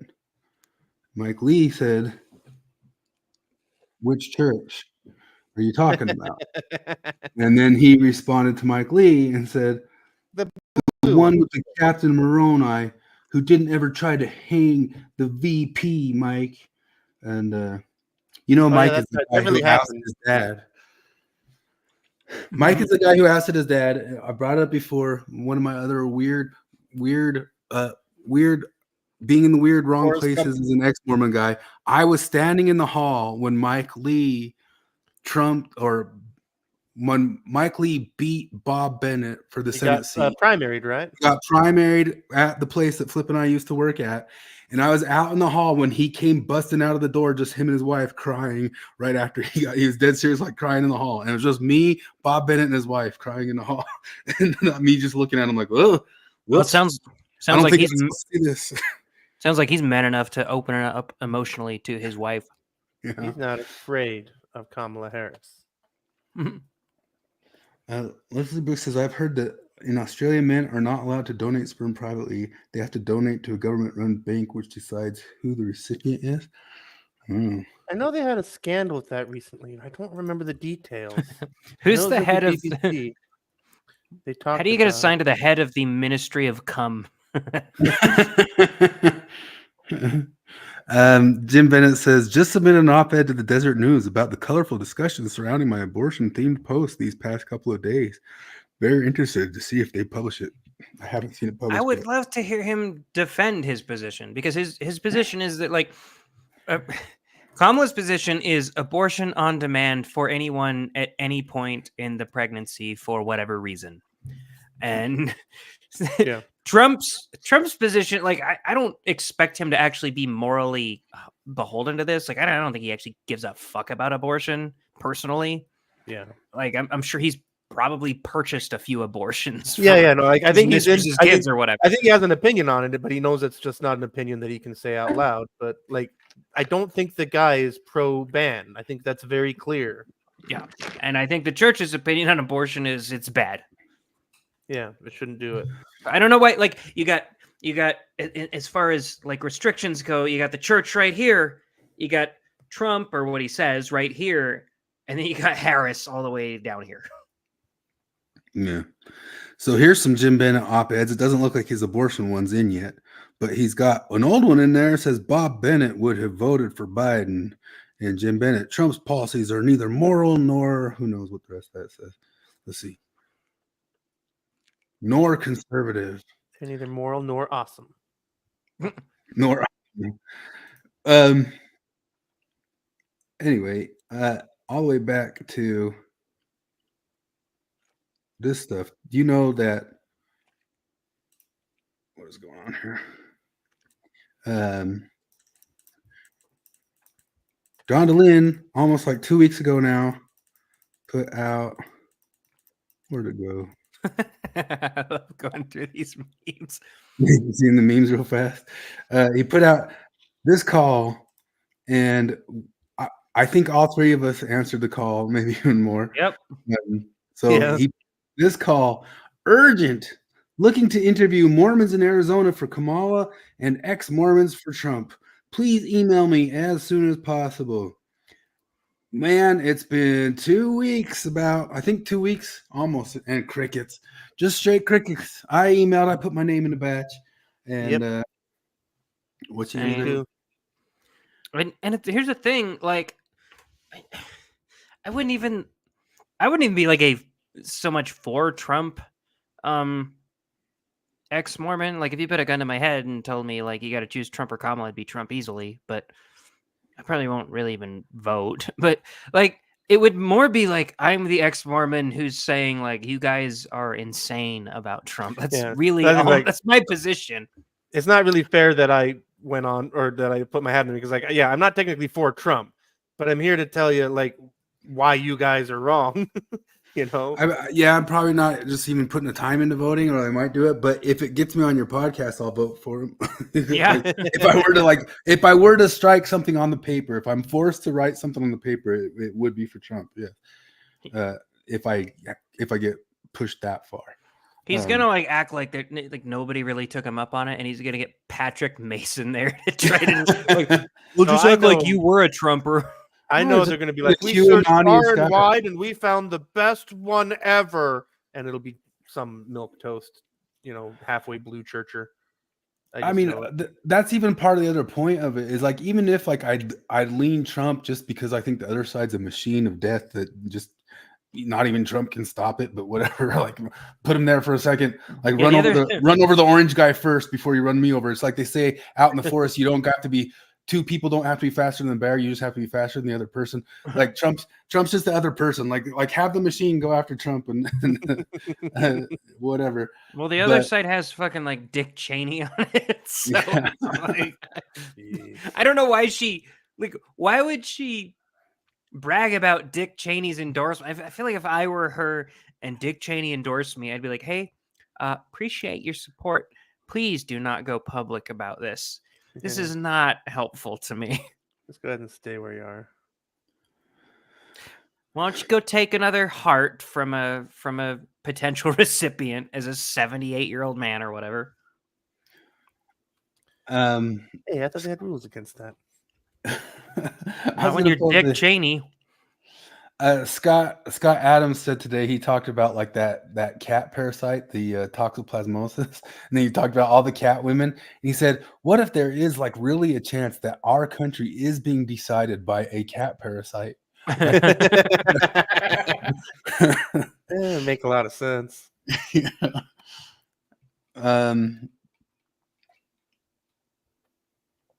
So the Lotus Eaters covered the word retard. Did you guys watch the episode? No, I didn't watch it. I don't think it's even necessary to watch because they just kind of talked about how the word went into purgatory and then got back out of purgatory. I've been saying that for like almost a year now. It's been wild to watch. Like, I'm seeing like Dev will use retard in his videos, and he's like the most like trying to be middle of the road person I can think of. Let me see if this grabbed the right spot just for a second. Audience either. Of course, yeah. Yes. Yeah, our entire business operation is powered by autism. So High IQ autist. Exactly. When we use this word, we're not denigrating people like this. We're celebrating them, if anything. So I'm trying to make an issue of it, and then there are a bunch of leftists in the comments, which I'm going to save you from looking at. But there are basically people complaining about it coming back, and people saying, well, hang on a minute, this qualifies for me. And here's Reddit talking about it as well. And this is Reddit, so it's a hive of leftism. Let's be real, ableism is the most normalized joke. Blah, blah, blah, blah, blah. Also, the BBC tried to normalize it with a disabled comedian having a show that had the R word in the title. What's the disability? Is it gums or something? I can't remember what it was this. I saw this list. She's British, ableist man. words you Give can her a cut out. break. So, idiot, crazy, differently abled, dumb, insane, lame, moron, psycho, specially abled. I thought So every single one of those words should be just as bad as the retard word, right? The idiot, crazy, differently abled, dumb, insane, lame, moron, psycho, specially able. Some people take even like the autistic one as that as well, but it's going to be back demonized again. Do you guys know why already? The euphemism treadmill. Because Kamala Harris is retarded. Yeah, and Trump said it. Oh. Oh my God! Yeah. Trump said it. Yeah, here it is. Trump calls Kamala Harris retarded during 2020. All right, I'll vote for him. You hear that, Dylan? I'm now a full-throated MAGA. That is the thing that makes me crazy, is just that people pretend like she's smart. Like, come on. Just come on. Oh, man. I can understand a little while ago at work, they asked me to get up and give a speech about some employees of the month, but don't say any of this and any of that and any of this, and don't say anything wrong and don't say this, but just give the speech out of your own words or something like that. So they take all these restrictions and stick in a thing and say, talk about these people that you don't know and say this stuff. And next thing you know, you're up there at the microphone and you're like, because you just have so much hanging over your head that you can't talk. And I actually think that's what happens to Harris. Yeah, well, I will say that she does have going against her is the difficult spot of trying to both separate yourself from Biden and not shit on Biden. And probably like 20 different handlers who tell her 15 different things to say that are all ringing in her ears, probably literally sometimes, and then probably just what'd they say, how'd they say to answer this and all that stuff. Don't say the wrong thing. And I bet you she's just so not free to talk that makes her sound retarded. But if she were free to talk, she'd probably just say policies we all hate anyway, because that's what her policies used to be when she seemed to be more capable of saying things. Now that she's just giving out what the party policies are supposed to be so she can get elected. She doesn't know how to talk anymore. Forrest says Shane Gillis has a hilarious theory about autism. I don't know what his autism theory is. I've heard him talk about the getting nicked by the extra chromosome and all that sort of stuff. I know. Anyway, so just this week, did everybody hear about like the whole thing that blew up with Ta-Nehisi Coates? Yeah. Coates. And then Ta-Nehisi Coates went on and complained about Israel and Gaza on the CBS morning show. And the CBS morning show, The minorest of pushback. yeah, it went back and made their entire company go through like a DEI training. And the DEI training was put on by a guy who's batshit crazy. What's her name? Kelly, what's her name? Had a pretty good thing on that. Anyway, James Lindsay went back and found this actual thing written by Ta-Nehisi Coates in like 2008-ish. Where did it go? Right here. He wrote for The Atlantic this article called Get Retarded.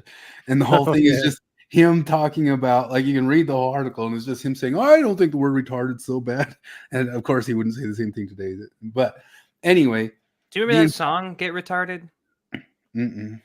So you might not have heard the original version, you know. Let's get it started in here. Let's get retarded. Is that really it? That's the original version is Let's Get Retarded in here. Nuh-uh. It actually is. And you can find Isn't it. And that the Black Eyed Peas? Yeah, it's the Black Eyed Peas, and they wanted to use it for I think it was 2004, 2005. Is for the NBA theme, basically. So they had to change it to Let's Get It Started instead of Let's Get Retarded.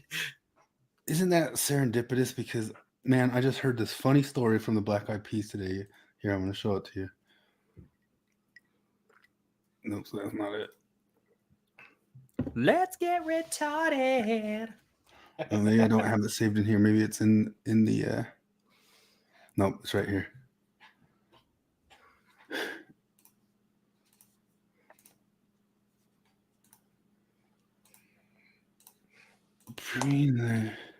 Share screen.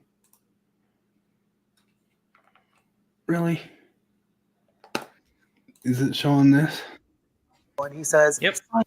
Okay, right here. Truth is, get a phone call from Michael, and he says, "It's Michael, and I heard you guys are performing tonight." I was like, "Oh well, later on I'm performing with Prince. I'm probably gonna do this little number with Prince at the Rio." And he said, "I'd love to do that, but I don't know if I can do that." I was like, "Why?" He's like, "Oh, I don't know. Prince and I always have been at odds with each other." I was like, "Oh no, let me call him on the phone. I think everything will be great." I said, "Hey, Michael Jackson wants to come to the show. Can you put him in a VIP section where no one knows he's there?" So Prince said, "Oh yeah, we could arrange that." Called Michael Jackson, said, "It's set, everything's gonna be great. Get off the stage, go sit down with me, Prince, and Chris Tucker." So then Prince is playing the bass, walks off the stage, walks to our area, our section where Michael Jackson's at. "You're Michael Jackson. I'm Prince." So I go to his house for breakfast, knock on the door. First words he says, "Why was Prince playing the bass in my face?"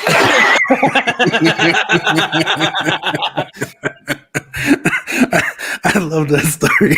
I don't know why. I was Prince playing in my face. That was amazing. I never got really into Prince, but like, is he just like one of the best performers ever? He is crazy good at guitar and He's so fucking talented. And anytime I see him, I'm like, this isn't really my style of music, but holy shit. Yeah, no, that's how I always feel. It's just, yeah, can't help but just be blown away by just the outrageous talent flying at your face. He's extremely good at all those. Plus, he does all the dancing. And people say he has banked over, like, he's banked thousands of songs, supposedly. Somewhere I heard some story, like he had an engineer, that lived at Paisley Park and was on call, like a butler. And he said it would, like, a regular thing that would happen is that he would get, like, woken up, there would be a buzz or a call at like 2 a.m. and Prince would say, like, "Warm up the studio, I have an idea." And so he'd go get everything going, and then Prince would go in, and then they would spend all night laying tracks, and Prince would play drums and saxophone and guitars and everything. like lay everything down. Then it like get close to like 11 o'clock, 12 o'clock. They'd be in the room listening back to all of it, and Prince would just hit the dump button, and they would go back, and he would go back to bed. and he said, yeah, like just like this happened all the time. I feel a lot of empathy for that. From like anytime I try to write a song, I can spend hours trying to do it, and then be like, "This is fucking trash," and then just forget it like a day later. Yeah, that's one of the things I think that the benefit really benefited the Beatles was they're like, all right, boys, you got a day to make your record. You got a week. You got a week. Yeah. And, well, and George yeah, Martin they or wouldn't, whatever Roy. Mark picks it up for you afterwards. So don't worry about it from there. Yeah. You know. Yeah, and they really did bust it out that quick. I think there's total truth to that because I heard David Lee Roth say that, you know, you have your whole life to make like the first album, you do that and it's all good, and then they let you go in and make the second album. The second album's a little harder because you didn't have your whole life to do it. But for the first time ever, they give you this studio with all the different stuff in it because you just had your first hit album. Then you go and you start playing with all the buttons, and next thing you know, you're like, let's use this, oh no, and everything, ding. You know? I've heard that happen so many times. Is that what happened to The Edge? Yeah. So it happened to Bon Iver and Local Natives. Like dead serious, like go listen to Local Natives and Bon Ivers, and both of them have like amazing first albums that are like stripped down kind of acoustic things, just a band playing. And both of them, their second, third albums were let's use this on like dead seriously, just straight click track, multiple weaving delay pedal stuff going on top of each other. I think Beck went that direction too. Like Beck's. Yeah, have you ever listened to Beck has some great shit. I don't know, like what's the Glass Animals? Do you know that band? Mm-hmm. So the first song I ever heard of them was Agnes, and it's about this suicidal friend that he had, and I fucking love that song. It's still my favorite song they've ever done. But then the songs that they do that take off are what's that one? Sometimes all I think about is you. I don't even like that song. It's not I can't remember the name of it, but it exploded like 4 years ago. And it was like their biggest song ever. And now I'm like, fuck, that's all they're going to write. Because I remember when I came home from my missions, Imagine Dragons was like first taking off. And I remember hearing a couple of their songs saying, oh, it's pretty decent. Like off of their EP, they had a good song. Amsterdam was pretty good. Demons was okay. They had a couple of okay songs, a couple of good songs. But then the one that took off was Radioactive. And that was the worst song they had ever written up to that point. And so they've just continually written that song over and over. And I hate it so much. It's why that awesome SNL skit, Envision Lizards, was so apt. Oh, yeah. I forgot about that one. That's a funny one.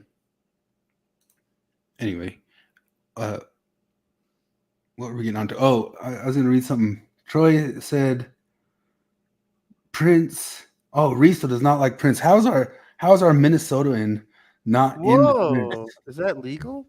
Yeah, you can't be a Minnesotan. He also said you Prince. get one good album unless you're Paul Simon, which it's like being in Salt Lake City and saying you don't like John Stockton. Like So Troy said, wait, is he called Prince again officially, or is he sexually confused symbol thing?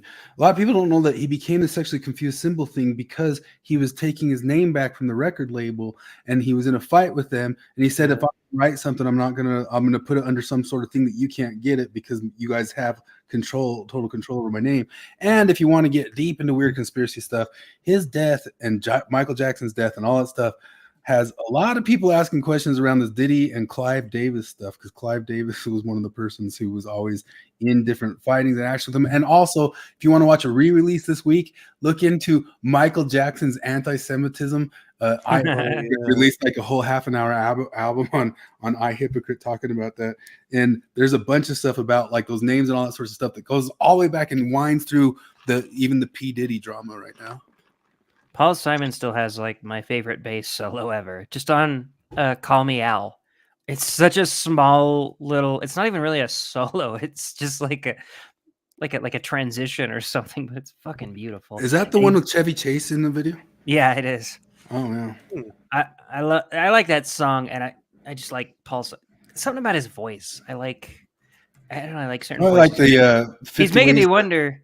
He's 50 making Ways me to Leave wonder. Your Lover, and then you got to love the what's their names, the New Zealand guys who did.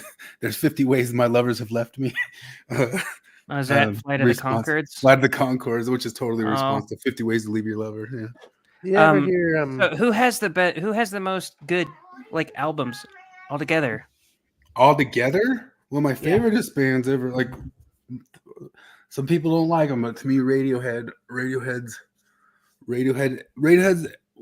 to me, like the best bands, you kind of got to like see like a growth across their albums, and you can like watch the growth happen, which is why the Beatles are so interesting. So even if they got better as they went, it's like even just seeing the growth or something that was kind of like a weird dip because they were going this direction, then they moved up into something else. Like just being able to follow like a whole entire career like that. I think bands like that, and I used to put Wilco there, but I think Wilco's fallen off. The last few albums have just they haven't done anything for me.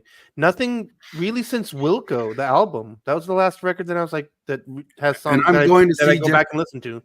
Yeah, Wilco. Yeah, that's the is that the name of it? No, Wilco, the album. I listened the Whole Love. There's some good stuff on the Whole Love. Yeah. And then Star Wars came out, and no, Schmilko has like one good song, and then there's been like 3 albums since, and I'm like, oh god, Yeah, no, oh god, like it just like meanwhile, like I went back, I listened to a They Might Be Giants album that came out 10 years ago that I never really listened to when I was in California, and holy shit, it was great, fucking rock solid, like really good stuff. It's like, you know, like yeah, so it made me feel good. Like meanwhile, those guys are still putting out really good stuff. So I might get shit for this, but I'm gonna go with the Killers. I know the songs that were on the radio. I've listened to every Killers album like a million times. There's 2 albums that I'm like, that's not their best. That's okay. But the rest of the albums I fucking love. He's one of my favorite lyricists. It's like and the Dave Kooning, the guitarist, he's done 2 solo albums. His first solo album was fucking awesome. His second one was pretty good, but not quite as good. And it's like they all know exactly what to do. And the Strokes, that's my other one. The Strokes have never released a bad album. Huh. How many albums have they put out? The Strokes? Yeah. There was the I guess I didn't realize Strokes. they're still around. This Is It. Oh yeah, they're still around. There's This Is It. There was Room on Fire, Angles. Fuck. There's probably been like 6 or 7. I can't remember exactly, but I fucking love them. Hey, Frank Sinatra, if you tried to join the Longhouse and didn't let you in, I pride myself on having so far doing 0 censoring on that page. If I didn't let you in, it's because I just didn't notice. We'll try to get on it again, the Longhouse on Facebook. But if you want to put us as admins too, we can always. Yeah, I gotta figure out how to do that. Just tell me how to do it tomorrow. Or I don't know how to do it. I don't really care if you do it either. I'm just saying if I just if you forget to look do, at the we thing might and don't see check it all the time. But yeah, we'll get on that. I'm looking at. I probably can't show any. Call Me Al. Where's the bass part that you're talking about? Fuck, it's like right in the middle. You can see it. Like if you're watching the video, He grabs the bass out. He grabs a bass. He's playing a saxophone for some of it. He's not singing for any of it because Chevy Chase is singing for him, but he does. They grab him a bass, and it's seriously just like a maybe 2-second long bass part. And I fucking love it. Oh no, he's on the bongos there. Is he holding a bass there? Is that a bass? Yeah. So when's he play it? He's just holding it in his hands there. Probably right after he plays the bongos, I think. It's been a while since I've seen it. Hear the bass going there. Oh, the whole bass part is amazing. Here you go. He's not doing it up. Where does he? Okay, Oh, there it is. There it is.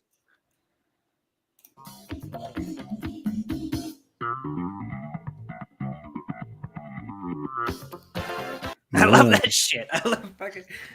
That is really good. I used to hate that active pickups, flat wound 80s bass tone.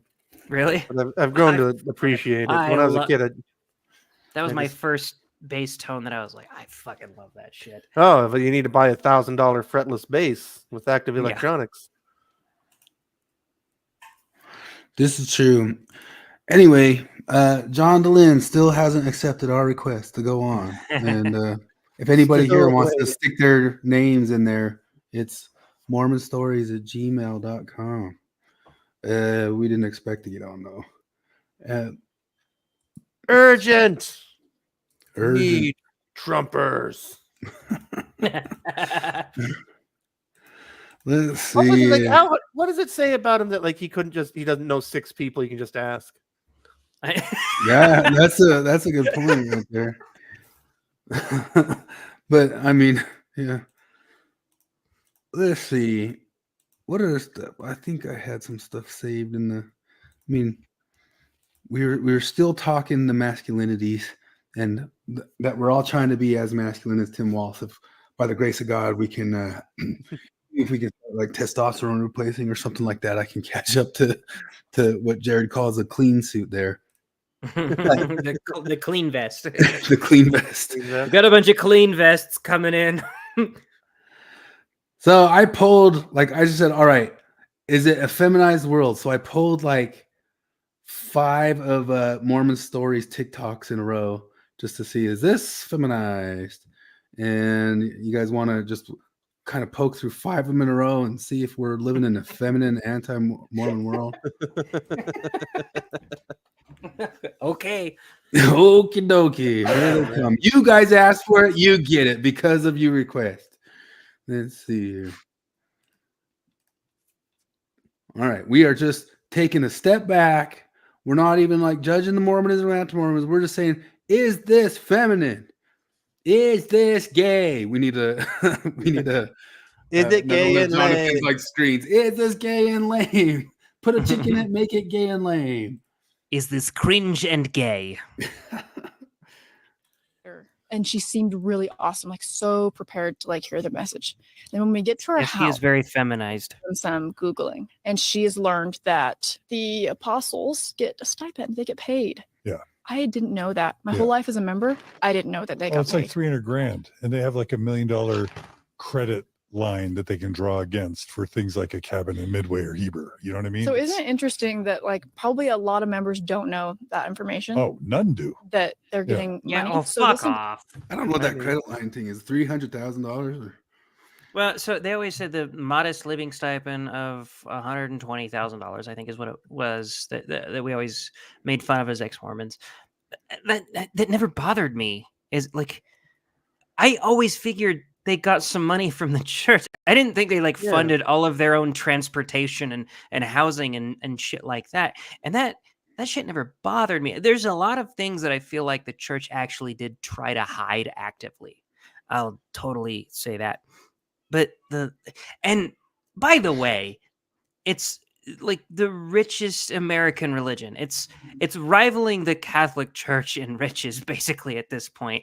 So you would think that like if they were these super corrupt televangelist types, they'd all be billionaires, you know, and they live well, but they do a lot. Also, like they're constantly traveling, they're constantly speaking to Yeah. people, and they're like in their 80s and 90s. They're and like shit like that. CEO type people. Yeah, and most of them were independently wealthy to begin with.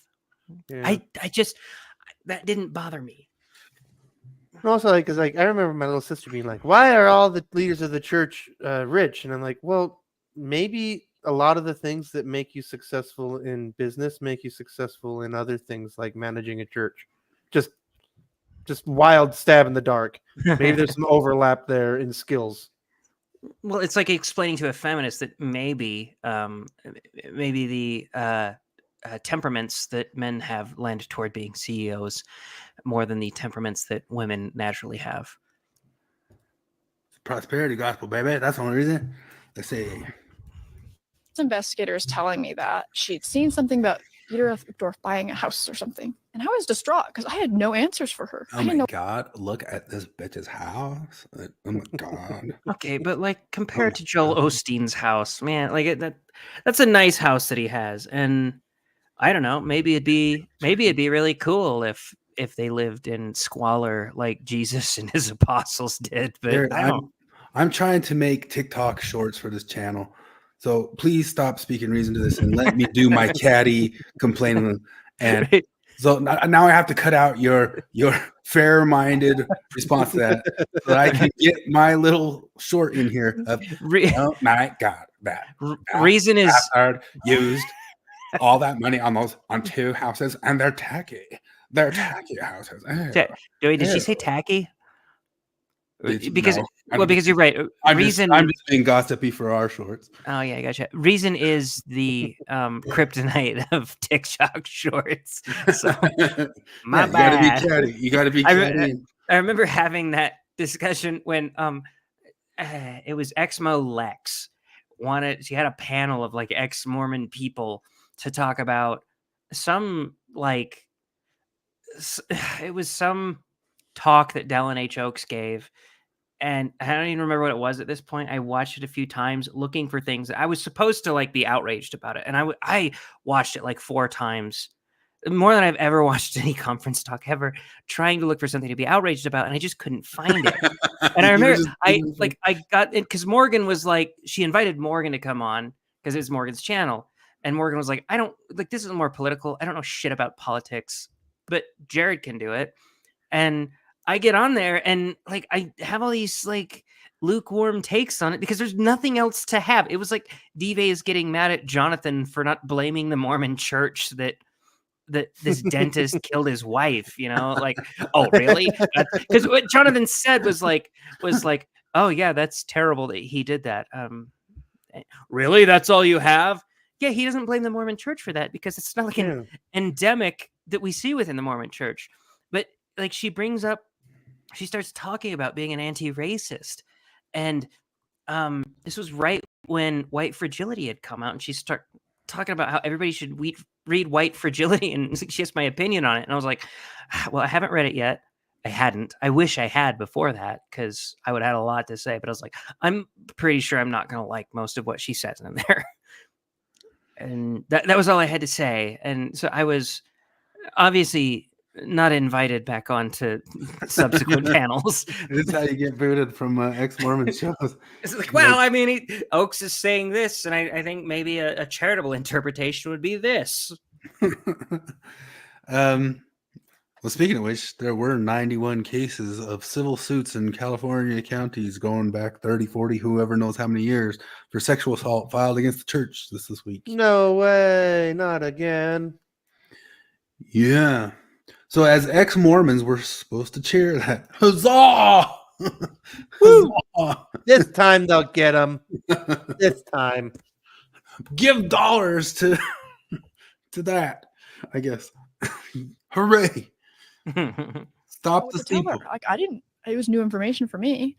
So I go to my mission president and he says, well, it's because they leave their whole life. Honestly, they're older. They're retired already. And most of them are super rich. And well, he said to me that Super not all rich, but some of them, if they have money to buy a big house, like she was saying, it's because, you know, they live in like Alpine or something.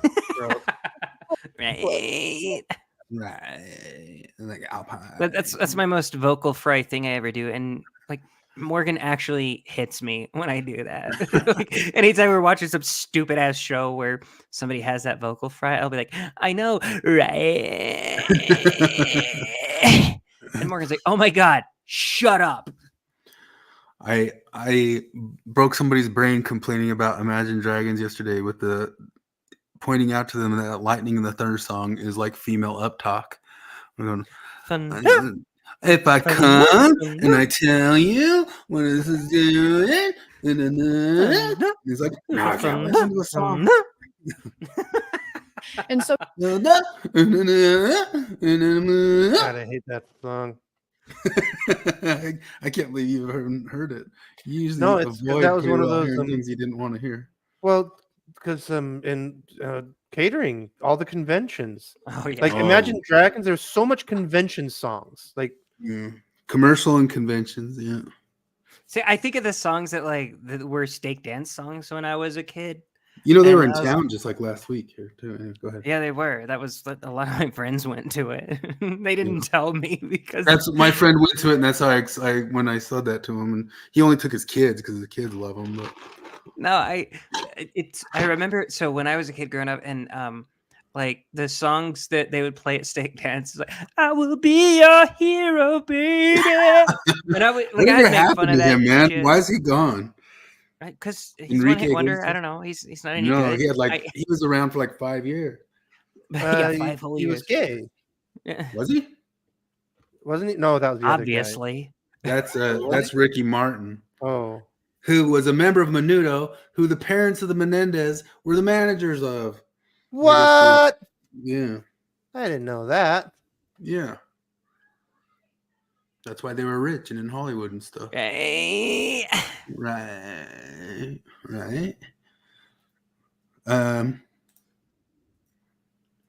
Should we move on to a different one and see if it's pretty feminized, or do you want to finish this point about them being rich? Ah. So he kind of like, I was like, okay, I guess I can see that they have to give up everything to be in the church. So I guess. No, but probably Boyd T. should get Packer was money. like an educator, and he had multiple, like at least. Okay, but does that one chase off the boys? Does it chase off males? I don't know. I mean, that might have been like an interesting subject.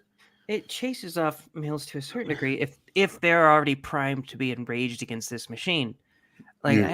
I don't have a whole lot of rage toward the Mormon machine, and like even when I did, it was I would see this shit and be like, okay, you guys are being a little bit ridiculous. Like I hate using the word nuance, and part of it is because like I'm explaining this to Morgan the other day, like just raving about people who use the word empathy all the time. People who use the word empathy have the least empathy of anybody I know. People who use the word nuance have the least amount of nuance takes out of anybody that I know. I feel like I have a lot of actually very nuanced takes. I feel like we have pretty nuanced takes when it comes to this shit. We were just criticizing Cardin and Jacob for shitting on Delin for claiming that he was like hiding this fact that more of his viewers are never Mormons or whatever. Like that's not something that he hides. Let's be a little bit nuanced in our shitting on John Delin, okay? He doesn't hide that. He actually brags about it. He's actually pretty happy about that. And honestly, he should be. That's good marketing. If you can branch outside of your niche to a tune of 61% of your audience, that's impressive. But I don't know. It also should be for profit, not a 501c3. Yeah, no, you should absolutely be like, just tell me, don't stop pretending you're a fucking charity, Delin. Like, I don't care if you make money. Just tell me you're making money. Oh yeah, I mean that's an old rant for us. But like, if it really is a product, then sell it. If you're just a church, then you're just a church and go to hell. Flip will starve the church. Oh, that's what this one's titled. All right, let's see if feminist or not feminist goggles again. Poor so that he can save I mean, is this appealing to women? The TikTok appealing to the women? them all. The people in the Philippines are extremely poor. And just to get to church, it was like a 7 peso ride per person to get to the building and 7 pesos back. That's 14 pesos times however many people in your family, 50 pesos for rice. These people were starving, yet we were telling them to pay to go to church. And I remember one family telling me, they were like, we don't have money to eat this week. Why the hell did you do that? We didn't do that to poor people. Why'd you do that? Yeah, what the hell's the matter with you? And I shared a scripture. I read it in my journal and I was just horrified at what I had said. But I said, man cannot live by bread alone, but by the word of God. Have that thing memorized. And I convinced these people to starve that week so they could sit in a chapel for 3 hours for basically nothing. I mean, as long as you got your cut, I'm just what's the big deal? like horrified that was something like I would tell people that all the time. All right. There when I was a missionary, there was nobody who was investigating or recently baptized who was not in need of food. Like there was people ready to get them food at any moment they were asking for it when they were investigators of the church or And it's also there's public transportation everywhere in other, like, we don't have it as much because we have our cars. We're very lucky and shit, like, in some ways. But like I remember in Brazil, yeah, people would have to pay the bus fare to go to church and stuff. Like I don't know what she's getting at. Like, is the church supposed to cover the bus fare for that? Is that what she's saying? But at the same time, too, like when we were down there, like the bus fare wasn't enough, and we had somebody to do that or couldn't do it. If we had to get somebody there, we would pay for it if we were getting. Well, them. and yeah, absolutely. But also, most people just have the card already that they pay like a yearly fee to use the bus unlimited. At least that was the case in third world countries. Like when I was in Brazil. I had a bus card too that I would pay a yearly fee to, and you just scan your card and you're good to go. But so it's not like you're asking an extra sacrifice. And if you are asking an extra sacrifice, I don't know. There again, I hate this word, but there's a degree of nuance to that. Where how do you call yourself a religion if you don't ask some amount of sacrifice?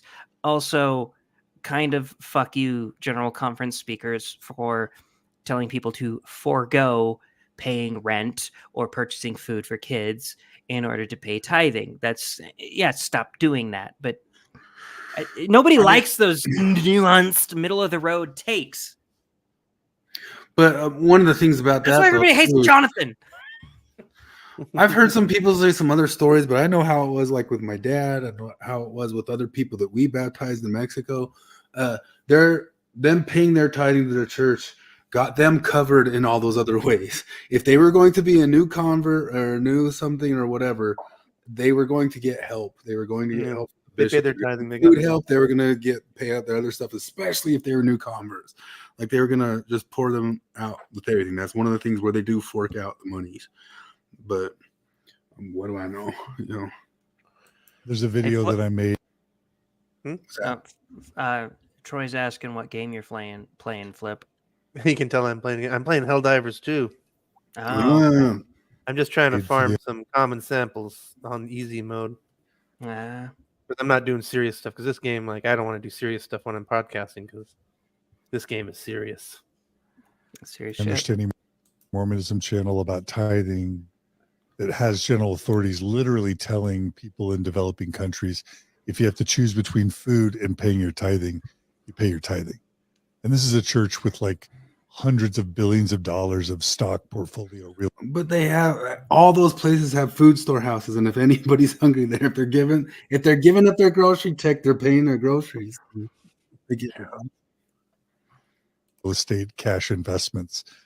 We've got effectively $1 trillion American church. What? Telling Filipinos without shoes and that number keeps going up. Money to the I know every single time I hear it. It was it's not going up by 10%. It's so weird. It was 100 billion when I heard it the first time, and then it was 150 trillion. Billion. I've heard upwards of 300 billion from Jean Delin. I have never heard anybody claim effectively $1 trillion church. Oh my God, what? Are you talking about all of their assets combined? If they just sold and liquidated everything, they would have $1 trillion? Is that what you mean? I'm going to go out on a limb and say that the ones that should be saying F you is once again that middle class level. Because like always happens, the rich are covered and then the super poor are covered. Like if people are crazy poor, they're going to get help from the church with all that stuff. But it's the people who are right in the middle who might just be able to save up a little bit more and extra money. Those are the ones who are really should be saying, wow, why'd you make me spend my effing money on your shit? Like, what the hell? Because they could be getting like a little bit ahead on something. But the ones who are crazy poor, they're covered. So like painting it in that like sort of storied light is, I don't know if it's a feminized way of smearing, but it's a smear job. Before they buy food. And we would guilt trip them. Like at the time, I didn't realize what I was doing, but we would say things like, I came all the way here from America. I don't get to see my family. I don't get to talk to them. Like I'm missing out on so many things. So I can bring this message to you. Like you need to. So this is one of those things. Wow, you were an asshole. Yeah, I was going to say it's Flip's. I think it's Flip's old thing. that my hypothesis is people who are assholes as Mormons become assholes as ex-Mormons or something like that, and that's just the answer. No, I did not ever do that to a single person in Mexico in any way, shape, or form. Not one. Just ease up, lady. That's all I'm thinking. Yeah, holy shit. I did not guilt anybody that way. Anytime somebody was like, "Should I pay my rent?" Like, I never was asked that question, but I feel like the answer always would have been like, "I can't tell you what to do. I just do what you think is right." Don't you realize I'm all the way away from home here for you? No, that never came out of my mouth, lady. Yeah, you're a fucking dick, lady. Oh my god! Like I'm sacrificing so much. Way to make it about you, you fucking narcissist. Maybe it's the BPD thing. That's more narcissism. What's it about? But yeah, it feels like a sort of passive aggressive thing that comes from the feminized world. So you're complaining about something that might have been a negative feminine trait. Wait, there's no toxic femininity. My bad. I'm talking bullshit. To do this, and we would use those tactics. Like me, a privileged white American who gets to go home to their nice house that has flooring and heating and water. So like, who's the most like masculine dude you know? Like, do you know, like, just personally, just put them in your head. So while we're watching these videos, I want you to think of the most masculine dudes you know, just watching these videos and being like, "Damn, I guess that sucks." Those poor the most masculine Filipino people. Being a white privileged guy in Philippines, I guess that'd be terrible. The most masculine dudes I know use the word supposedly, and they all teach their daughters how to hunt. Like, that's how the masculine dudes like. Cause, I mean, I can tell you right now because I'm thinking like Philippines. That don't they make them tiny egg rolls? I like Telling these people that they need to sacrifice everything and devote it to the church and literally starve. And there was a quote that was literally starve. I don't remember who it was by, but I wrote it in my study journal and I read it last week and I was like, I cannot believe I used to believe this, but it said, God keeps the Filipino people poor so that he can save them all. And Mother Teresa stuff. Oh, look, we don't. Mother Teresa said all that stuff. Hey, yeah. So I guess there should be like more lawsuits for like all the starving deaths that they caused along with like 91 from California for sexual assault and 2,000 from the Philippines for starving to death. You got to get away from that still. It's upsetting me. Jared, you're not thinking of that in a very feminine way. I told you to put your no, I was telling you to put the man glasses on at that moment. So my bad. Next one. He approached me and he's like, "Have you been wearing your garments?" And my response was, "Well, that's none of your business." And he's like, "Well, I am your bishop." It is. And was kind but it is like you're part of this religion. It's like, how often does a rabbi say, "Have you been wearing your yarmulke, son?" And you're like, "Well, frankly, that's none of your business."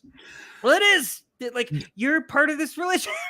You guys realize that this is a rare time that I'm not like kind of pre-picking the bullshit they said. We're just trucking through their typical content, and we like, can't get through like 10 seconds of any of them without you guys being like, shut up.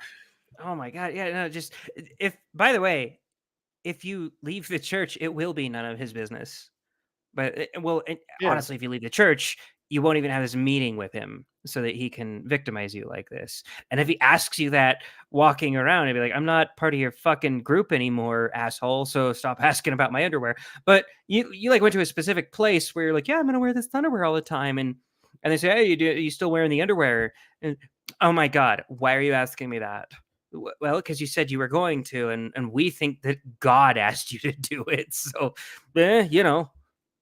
And you have to be doing it to go into the church place. There's a lot of instances of bishops that overstep their boundaries. Like you can come up with a lot, like where you get like a creeper bishop who's like, "Oh my God, how many fingers did he put in you? Did you how many times did you orgasm?" There's a bunch of creepers like that for goddamn sure.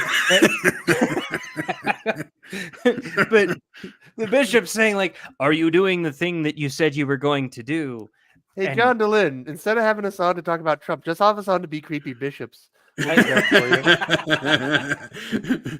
Just have like just any random chick on there like this, because it seems like it's all just like random TikTok chicks on there lately. But Flip's head could just come up from behind the chair. You wearing your underwear? He's like fucking hand banana right now. Like, you tonight. Hand banana. Was kind of talking to me about it, and he's like, they're important, like you covenanted. And that's the first time. You say important? Important? It's important. You They're covenanted. They're important. They're important. And that's the first Wait, hold on, I gotta hear about I'm your bishop, and was kind of talking to me about it, and he's like, they're important, like you covenanted. Important. Important. Important. That's Covenant. that's a Utah accent. That's an important covenant. You got on covenant. Important covenant. And that's the first time I remember thinking, like, for a split moment, I was like, I can't be myself in this church. Like, I can't really do whatever I want, can I? And No, in that moment of not in this church or anywhere else in life. Like, not doing whatever you want is the deal. I never thought that. I never thought that with my garments, though, is the thing. Like my complaint with garments, honestly, like I liked the bottom. Like for a while, I kept wearing the bottom half of the garments, which is not up to my cover ants. But like but I like how low they went. It's like boxer briefs that go down to your knees. I fucking love that. But the like my quality complaint was the platforms are shirt. comfy. Yeah, it's wearing an extra undershirt that you're not supposed to show in any way. Like that sucks. But it's like a sacrifice that you said that you're gonna make. And eventually I was like, this is kind of stupid. So I stopped wearing them and I stopped thinking that there was God power in them, and then we're golden. I don't like, and if the guy tells me like, you said you were gonna do that, yeah, but that's before I knew how stupid it was. And now I think it's stupid. So I'm leaving the club. Bye. I honestly don't remember very well. You guys both kind of like remember well taking them off, and most people do. I think I just kind of phased them out a little bit. I don't even.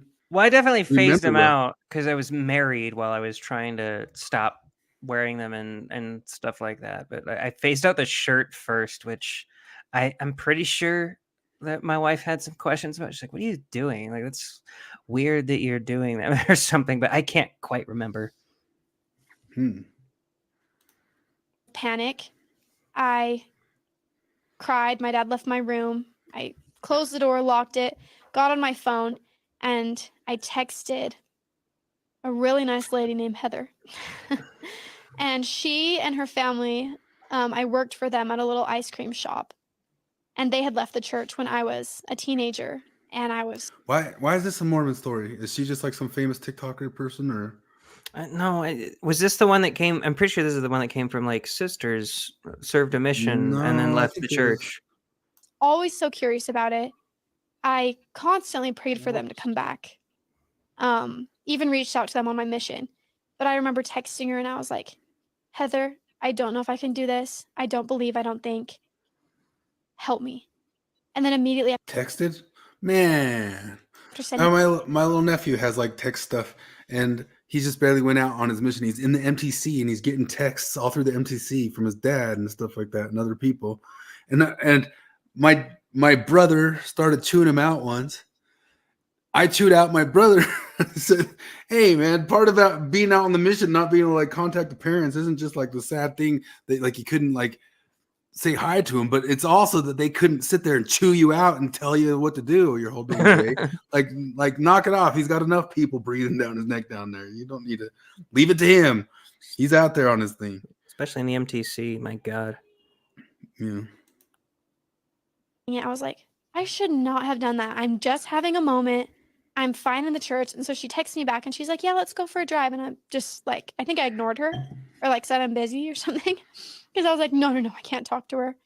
Because I think a part of me knew if I talked to her, it would all just come crashing down. Because I'd be like, where are we this driving? is not And interesting she'd be enough. like, oh, we just got on to Good Intentions Boulevard. And that's just the typical story stuff. Is that TikTok feminine? Is this appealing to the guys? Or is this just TikTok feminine? I'm just afraid of women. For That's these- the thing. I'm just terrified. They're like, scary. Like they have their opinions and like power, and they want to control their bodies. I'm just scared. What was the one you sent? One of those, because Flip keeps getting those amazing notifications from the pro-choice subreddit that he's now banned from. Yeah. And you sent the I one. I can't even. So here's the thing: like every time I post anything at all, and I'm not breaking the rules, they're like banned, and like I reply, I'm like, hey, why am I banned? I didn't break a rule, and they're like banned. And then I didn't post anything for like months. So I posted it, and they're like banned. And I'm like, hey, you guys keep banning me, but I didn't break a rule. What rule did I break in this comment? And then you know what I got? You have been muted from talking to monitors or admins. I'm like, yeah, okay. It's just like you said and, that great. I'm 99% sure it's Maven. I really think it's her. It is a Maven archetype. Well, so I mean, you sent that great one that was this woman talking about how like I'm financially able to support this baby that I'm pregnant with, but I don't know if I can go through with it emotionally, and I don't know if like and the husband wants nothing to do with it. He told me he'll leave me if I don't abort this kid, blah blah blah blah blah blah. And I was like, my response to that was, yeah, that guy is a piece of shit. He's trying to abandon his child in the worst way possible. And then I said, just kidding, Maven. I actually only care about controlling women's bodies. So I'm totally fine with men being sacks of shit. Exactly. That's how well, that works. There's no pressure on men to do the right thing. The thing is, like, I mean, Kate, from the feminist perspective, like, hey, what's that guy doing wrong? He's not ready to have a kid. Like, what do you want him to? Do you want a child raised by somebody that doesn't even want it? That's the worst thing that can happen to a child, right? You know, so like, okay, then this guy's doing everybody a favor. Cuddling parties that they had created. And one of them was being held at the Hampton Inn in Provo, Orem. And they told me that they had rented multiple rooms, and there were different levels. It's like the celestial, terrestrial, and celestial kingdom of gay whoredom in Mormonism. Opportunities to lay with men with your clothes on, in between a sheet, or fully naked. It's up to you. We don't talk to our wives about these experiences. We go to the conferences. We call them healthy touch. Yeah. Here I was married to my wife, struggling to make this whole situation work, holding my faith together, like by string leaders of this group that's offering me the very best tools that I've ever found. What'd you say? I said, struggling to repress my erection. That's what he's saying. I mean, In my whole life are inviting me in without my wife's permission. Don't tell her. Don't disclose. They're telling you not to. If they played just different music in the background of this, it could just be like one of our steamy novels again. Like, boom, boom, boom, boom. I went to these things and they were having us cuddle, and I did not tell my wife. They told me to not tell my wife. Boom, boom, boom, boom. Tell her. It's they said the very shark cuddling. Do you want to know what porn music? Do you want to know what porn music I'd put behind it, and it would be the most porn music you ever heard? It would be the music Bill Real plays behind the Friday night or the Mormonism After Night or whatever. Whatever music he's got going on back there, some sort of porn music the whole time. After hours. After hours. best remedy, the very best experiences that we found are experiences where men don't tell their wives. Oh my gosh. This is Ty Mansfield's okay with this? Well, we can ask. I've never discussed this with Ty. I want to hear the context behind this because that's wild. there's like some gay dudes like, I'm going to be in charge of the conversion therapy wing of the Mormon church now. And I think probably the best move for us is to just, like, if we just cuddle, like if we just lay in a pile and cuddle, no poking each other. Like, yeah, you guys got to go. Like, if you weren't married and cheating on your spouses, that'd be better. But like, you guys got to figure it out. This one is pretty weird. She brings up something pretty strange here. If this is true, was pregnant with our third child at the time and went to meet with the bishop who had worked with my husband with his resignation and everything. And again, he was like honestly concerned and worried about our family. And I had questions, and I was worried about our family after that letter from the first presidency. And the bishop had, what he explained, like looked into it, said this was his first experience with it. And we had some unusual factors, but explained to me essentially like our first two kids were born under the covenant. And so they were still technically sealed to me.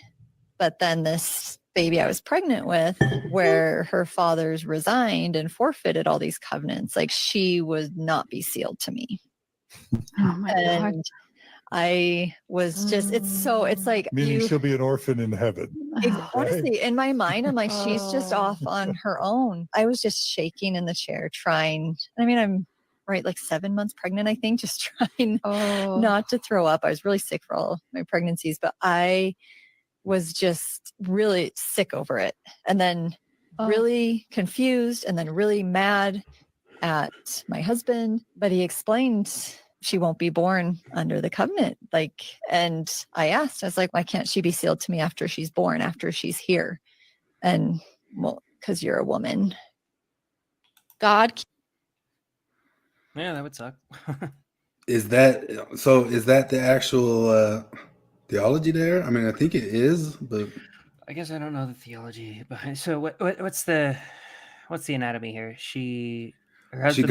Her husband left the church, and because that and resigned, and because that broke the ceiling or whatever.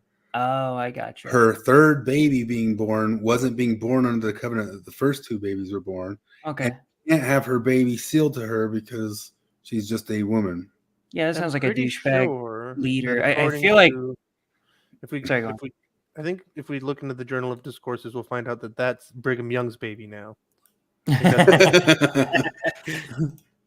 I feel like that would be one of the things where when I was a Mormon, I'd be like, yeah, it's not like God's gonna take your kid away from you. You know, well, yeah, they'll figure it out later. I mean, like, God's a dick, but he's not that big of a dick. He's not heartless. Well, I can see all that stuff when I was LDS. It was a real weird thing for me because I knew a gal who got married kind of like in like a Mormon shotgun marriage, where it's a shotgun marriage without the baby there yet, but they're just doing it in like a couple weeks. She married this dude. Within 3 months, the dude suddenly died from like this brain aneurysm or something like that. So she knew the guy a total of 3.5 months, right? And she was 18, you know, and I was tripped out, and this was happened before I was going on my mission. I even barely knew the girl. I just couldn't believe the story. And before my mission, I remember going in and asking my mission president and stuff like, how does this one work? Because like that gal can't go get married in this life now. She knew that guy 3.5 months, and now she can't go get married in this life because if she gets married, she can't get sealed to the new guy. And if she does get married, all the kids that they will have will go back to the dude who was only married to her for 3.5 months. Like she only knew him for that little bit. That's. I remember it came out at the same time. I went on my mission around the time Titanic came out, and Titanic tripped me out just as bad because it was right in the middle. I was thinking all this stuff. I watched the show Titanic, and at the end, the old lady who had this whole long life of being with like having a bunch of kids and a horse and all that sorts of stuff after she got saved on the Titanic, she dies. And when she dies, she goes and dances with the dude she fucked one night. And wait a minute, she had a whole husband there. She had a whole life. She had a bunch of kids and all this stuff. And the dude she met one night and boinked on the Titanic is who she goes to after. And it was playing along right at the same time in my head that this other thing happened with the other girl. And I was like, this doesn't make any sense. Bigler says we should exercise. I agree. Is Bigler in the chat? Mm-hmm. Yeah. Are we getting anyway? Yeah. Yeah, I don't remember what I was gonna say. What do you think of? Biggle can probably tell us about pedal parties. Be something that are. Sorry, you skipped out there, Chris. What'd you say? I was asking. So, what do you think of the Mormon Stories TikTok? Is it just appealing to women, or is there anything there for men's to pick up? Men's It's like Nathan chicks. Bigler, who lift a lot of weights and exercise well, I'm assuming. So I don't know. Mostly girly. Yeah, I watched the Word Radio thing, and the sense in which they were right is that I feel like I came in on the whole ex-Mormon thing at like the tail end of leaving for the reasons of like truth claim shit, and now it's more I don't know, it seems more emotional. It seems more Yeah. Everybody gets mad about the gays and then looks at the history and goes, "Hey, did you know?" Well, that's why I always ran say the bank. That's why I always say, like, I don't understand. Like, a lot of these people don't seem to have the amount of empathy that they're screaming at me to have, or whatever. Because, like, I never thought about the whole gay thing, and then I had a stepbrother who was gay, and I was like, wait, you didn't think about it at all? Like, because it was a big deal for us growing up. Like, I was in high school during Prop 8, and that was a big deal. Yeah, like, what planet are you on that you were never thought about this? Yeah. No, I mean, I always loved it every single time. You should try talking to a trans person. Like every time you mention it, like I don't believe that someone can be born in the wrong body because I don't believe in souls. Well, you should try talking to a trans person. Like, no, I've talked to him. Like, Yeah, no, It I really think isn't. I think that people with gender dysphoria believe they're the opposite gender. Like Yeah, like- and I feel for them. Yeah, Yeah. that's empathy. Yeah. Empathy isn't just accepting everything that everybody says about themselves. If there were a height dysphoria, I would feel very bad for the person who was 5'2" Yeah. and thought that he was 6'7" or whatever. Like I'd feel bad for him, but I'm not going to tell him, yeah, you're actually 6'7". There's actually real world examples of this. There's body integrity dysphoria, where you think that you are a paraplegic in an enabled body, and we don't cripple those people to we don't say that the dysphoria is correct and surgically alter the body to try to do that. And I have a lot of sympathy for the people that experience that. Like, oh wow, you think you're supposed to get your arm cut off, you think you're an amputee trapped in a full body. That's terrible. We need to figure this shit out. But the empathy crowd is the crowd telling me that, well, no, you should be empathetic and you should, allow that guy to amputate his own arm. I'm like, I don't know, maybe, but Yeah. I don't know. What do you guys want to do? You want to watch some more videos, or it looks like Ward Radio just spent tonight complaining about therapy, which we've complained about before too. But Alejandro from the Lobsters says he wants to go on and challenge them for saying that therapy is just secular confession or something like that. I don't know what they said about therapy. They were doing it while we were live But ourselves. that'd be interesting because, like, I mean, I don't know what those doinks said about it. They probably said something stupid. But like, I mean, just on the surface of it, like therapy works. It's like a lot the way the priest going to a priest works. Like, yeah, I think that's 100% true. well, and by the way, like calling it secular, what is it? Calling it secular confession. I think that a Catholic secular boomer woke. Yeah. You know what I'm saying?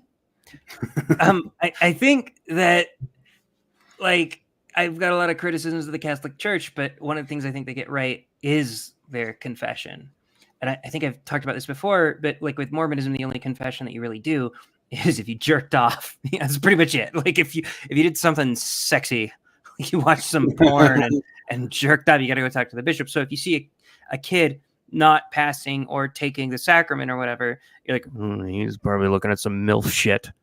But they don't do that in Catholicism. If you like in Mormonism, if you see a kid waiting in line for the bishop's office, you know that something has gone wrong. In Catholicism, if you see a guy waiting in line for confessional, you know that something is going right. He's doing an actual thing, and he's confessing.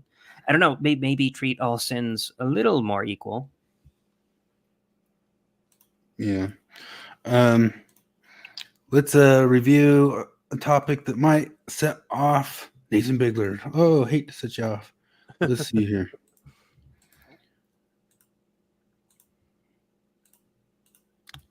Culch knows Rough Stone trolling from Twitter. That's If you- Alejandro. We know Yeah, Alejandro. if you want to see more Alejandro, you can join on Facebook. There's the Alejandro is Rough Stone trolling. yeah. If you Oh. want to see more Alejandro, he's the main admin for the Latter Day Lobsters group. I think The he has a George- YouTube channel. He doesn't upload on it very much, but here and there. And he's been on Ward Radio once or twice. So. Yeah. So the Blair Fleming transgender volleyball story has taken another wild turn as a school's volleyball team does not want to play San Jose State, but the university is saying that the school will play them, whether the players like it or not. You may remember the controversy surrounding the volleyball player on San Jose State's women's volleyball team that is transgender. In my previous video, there was 3 teams who had announced that they were not going to play against San Jose State. That number is now up to 5 as the University of Nevada's women's volleyball team released this statement. We, the University of Nevada women's volleyball team, forfeit against San Jose State University and stand united in solidarity with volleyball teams of Southern Utah, Boise State, University of Wyoming, and Utah State University. These are the other teams that forfeited games. We demand that our right to safety and fair competition on the court could be or should be upheld. We refuse to participate in any matches that advances injustice against female athletes. Now, pretty good statement. Now, that statement was pretty good, right? Well, not according to the university that they play at. They said, hey, we don't agree with what was said there. And actually, what we're going to do is we're going to go forward with the match. The university intends to move forward with the match as scheduled. School said, hey, the players don't have to play if they don't want to, but that kind of sounds a little bit like gaslighting to me. This got so big that the governor of Nevada even got involved and said, hey, I support the players. No student athlete should ever be pressured to play a game where they don't feel safe, period. And you may be thinking, wait a second, it's volleyball. Why do they not feel safe? Well, here's the thing. They can spike that ball hard. And men can spike volleyball harder than women. And according to a lawsuit, Blair Fleming can spike a ball at 80 miles per hour. Now, this is according to a lawsuit. I've never seen it. It's not been proven to me. I do know if you do get hit in the wrong spot of your head by a volleyball that's spiked very hard, you can really do some damage. So I understand from those players' point of view. Now, I'm also wondering if Blair Fleming's hitting 80-mile-per-hour spikes. I just looked up like spike data. Why is she not at the top of the country? Now, I am wondering if Blair does hit at 80 miles per hour. Why is she not leading the country in kills percent? Well, they forfeited 5 different games to him though too. But based. You want to know how to cure this whole thing, this whole trans in sports thing, is like if gender ideologues actually separated sex from gender, like if they actually thought that sex and gender were 2 different categories, it would be really easy to separate this because it's that's a so good point. obvious. Are you referencing something? Oh yeah, no, that's I hate talking about this because it's so obvious to me that like trans women, like if we're saying that woman and female are 2 separate categories, it's so obvious to me that trans women are trying to meet the woman category and the female category like at the same time, obviously. And if we just say like, well, female sports, of course you can't play in female sports because you're not a female. We agree that you're a woman, obviously. We'll call you she, her. We'll pretend that you're a woman for you, but we can't pretend that you're female because that's a real thing. But they don't actually think that. Like they only think that when it lends to the argument, right? Yeah. And so when it doesn't lend to the argument, they're the same fucking thing.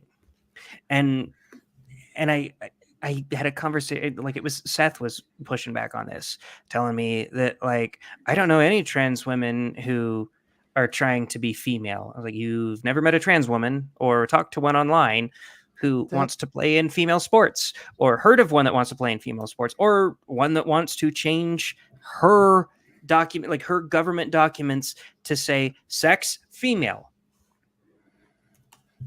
Yeah. Seth and Sear Stoner should be trapped in a group together. Where they just deny reality at each other and pretend like they don't know what words mean and just goddamn oh, I've never met a trans for trying to be a female. You fucking asshole.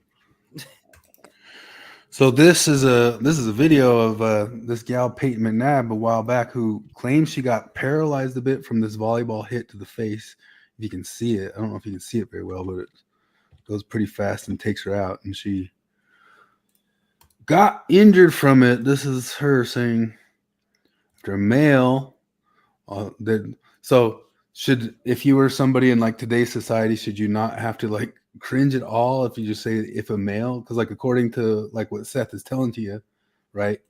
We should be able to say, yeah, that shouldn't mean anything. Like if you actually separate woman from female, then this shouldn't mean anything to you. You should be able to say things like, "Oh, a male woman was playing volleyball against me," but that's not what anybody thinks. You know that the human brain associates woman with female because it's what it's been. It's what it's always been, right? So And what would, like, you know that when you say things like, "A trans woman is a woman and should play in women's sports." Oh, okay. So male women should be allowed to play in female women's sports. I'm trying to separate them here, and nobody actually wants to do that. so this title wouldn't be politically correct for the New York Times, right? The New York Times would write it differently, right? Are you telling me that the New York Times didn't? Well, oh, did the New York Times even write about this story? I doubt they did. Oh no, I But- thought you were about to pull up a New York Times article that shocked me. No. I'm just going. I'm agreeing with your point. Like we're not going to Okay, find because it's that rare. theme. It's rare these days that the New York Times shocks me in the direction of rationality. Like if something like this independent women's forum, is able to write a male caused her facial paralysis, that it's a bit of an ideological paper, just like in that sense of the word, because because it's not part of the other ideology, right? Like if what Seth is trying to claim to you were true, it would be perfectly fine to write this title in the New York Times, and we all know the New York Times would never accept that title, right?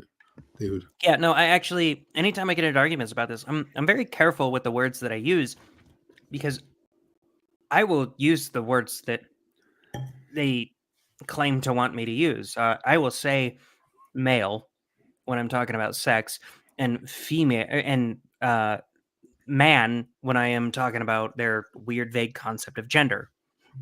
So I will say things like male woman and female woman, which is stupid on it's obviously fucking dumb to say that because everybody knows it's wrong. But it, it makes them short circuit. And I'll be like, because one of the prerequisites to being a trans woman is to be a male. Like if you say that, like I got kicked out of an ex-Mormon group for saying that trans women are, no, I said that trans men are females. I actually said that and I got kicked out for that. And the admin was messaging me and she was saying, I was like, is that the reason I got kicked out? And she's like, yeah, that's the primary reason. And I was like, but it's factually true. And she just sent me some dismissive meme about how like, oh, well, I'm going to ignore this. Sea lining. No, she knows me well enough to know that's bullshit. I just because that's normally the kind of bullshit they pull out. It's just like yeah. Yeah, I like that. Yeah, what you're saying is factually true. Well, still, as one of my heroes once stated, I mean, not everything that is true is useful. That's Boyd K. Packer for anybody that doesn't know.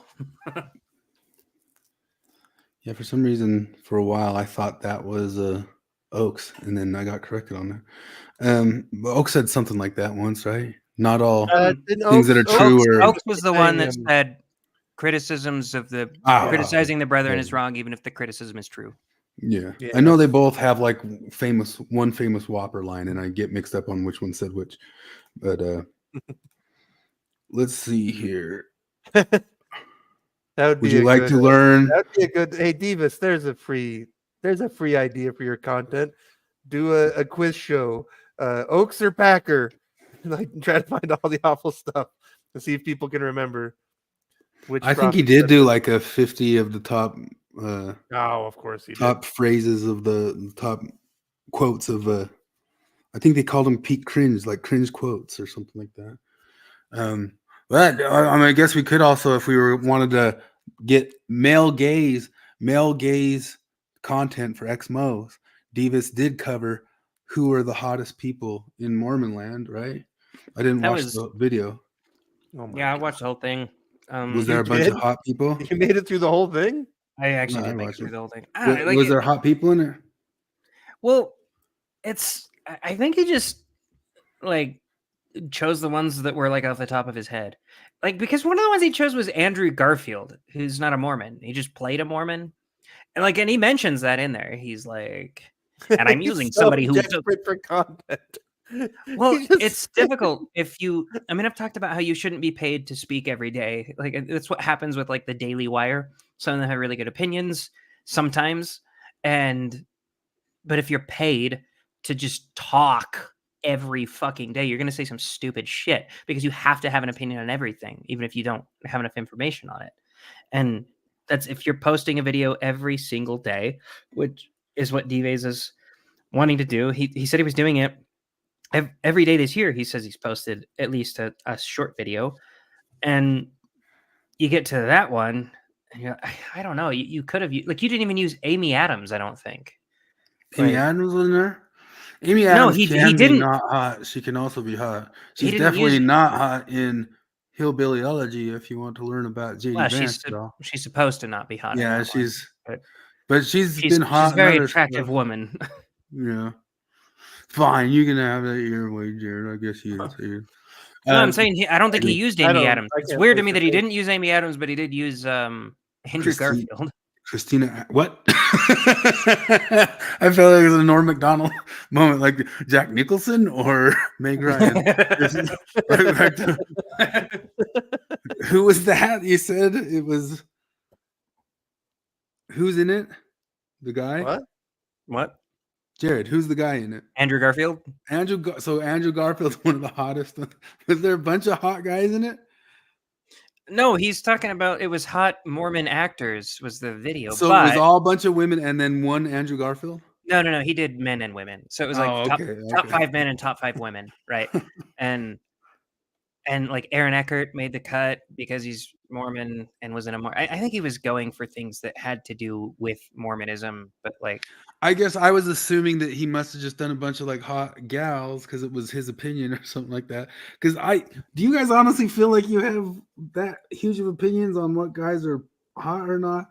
Like, I mean, like if there's, I'm trying to think I of the male honestly can't tell, like at a certain level. Like I can't tell. Yeah. Well, I'm I trying to can't think of the tell male if we equivalent. were like this guy or that guy, and I'd probably be wrong in most cases unless there's some obvious hideousness about a guy.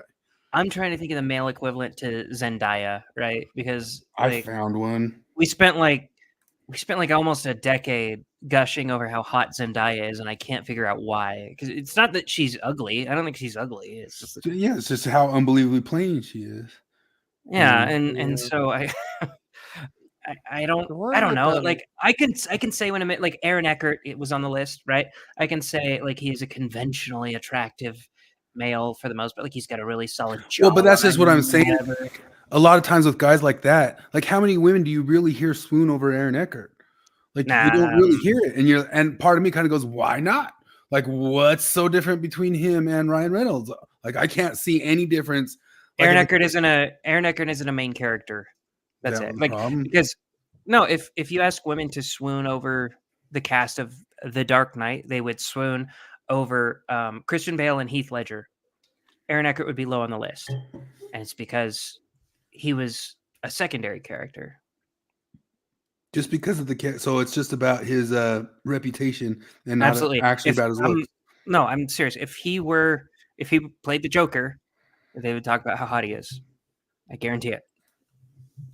Yeah, if, so he was in a scene where he bit her face and then put her head in the shark tank, and then then they'd be into it. All right, so there's this guy Carl Guzman who I guess was married to. This is the Zendaya of guys, but he was in that Justin Timberlake movie. Wait, how are you letting this go? Zendaya. Did I say it wrong? Zendaya. Oh Here's the Lord! Zendaya. So look how unbelievably plain this guy is. But no, he's not the Zendaya. Like Zendaya is not ugly, but she's not hot. This guy's actively ugly. You think he's actively ugly? I think he's just unbelievably plain. But then like he's married like 5 different top models, like and I'm like, what the? Oh fuck? no, that's I looked him up, Pete. What's his face? Pete Holmes. No, this guy has too. No, Oh, I'm but saying yeah, that. yeah, same thing, same phenomenon. Yeah. Who am I Pete, thinking of? Pete What? from Saturday Night Live. Yeah, SNL Pete, not Pete Is Holmes. that Pete Holmes? No. No. Pete Holmes is he's actually. Oh, I know. That's right. No, I know. Pete Davidson. Pete Davidson. Yeah, Yeah. he's not ugly, but not attractive, and he's like married Kardashians and shit. It's exactly that. Yeah. And how many of those are there out there where they're just kind of like, I can't see it. Like whatever girls are seeing there, I don't get it. Or maybe they're just main characters in the real world. They have a ton of money from their dad or something like that, and they know people. I think That's it's the only just. thing I I can think it's a imagine. social. I think Zendaya being considered the hottest woman ever for like 6 years was just a social contagion for men. I think somebody I've just never said met. something. Actually, Quaku's the only person who I ever heard say that. I remember Quaku saying Zendaya is like the hottest. But I've never heard any guy like really swoon over Zendaya at all. You haven't, because No. they don't anymore. Now it's more. It's kind of like Nickelback. It's the Nickelback effect, is what I would call it. Like Nickelback was never as terrible as everybody says. Yeah, they're bad. Like they're not good. Yeah, I'm no, not defending them. I they like. I were don't like them. indistinguishable from 50 other bands like them at the time. Yeah, and so people jumped on the bandwagon and it was a funny bandwagon. I thought it was hilarious to shit on Nickelback for a while. I think that Imagine Dragons deserves that title way more than Nickelback does, but now the bandwagon is to say what I'm saying now and say that Nickelback isn't as bad as you guys said. Yeah, well, I don't get it. Forrest, are you talking about Colin Firth, that Mr. Darcy, or is it the other Mr. Darcy? Colin Firth is pretty like attractive guy, right?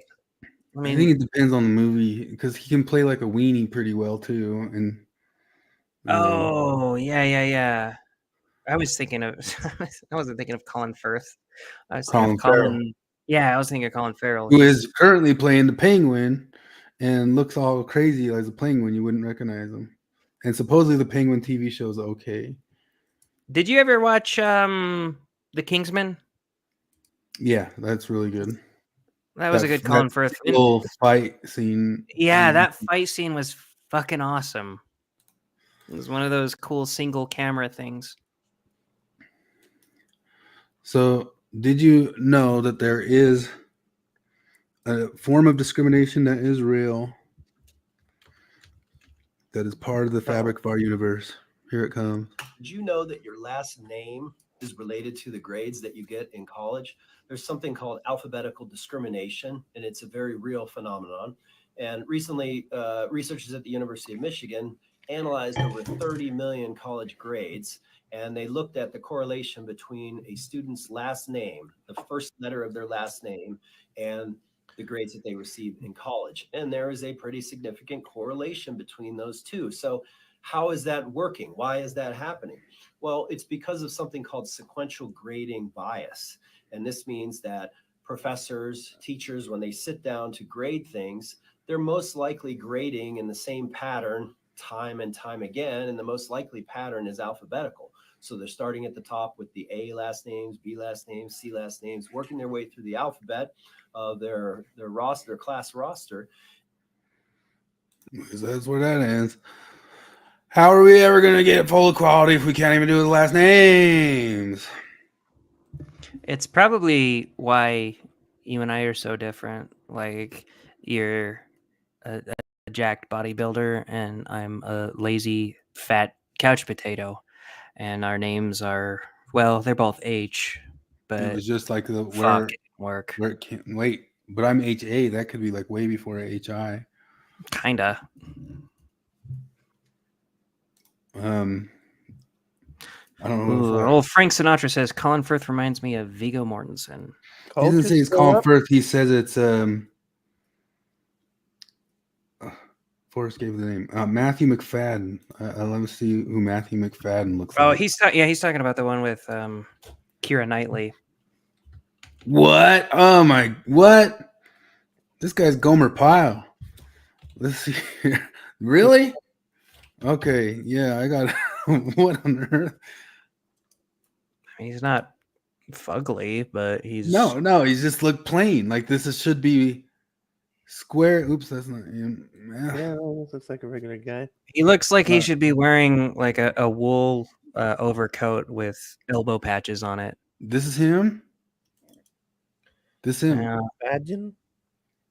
I guess so. In that one, that top right one, almost he looks more attractive. Like I guess that's him as Mr. Darcy or whatever. I don't know. I've never watched or Oh, read. this right here.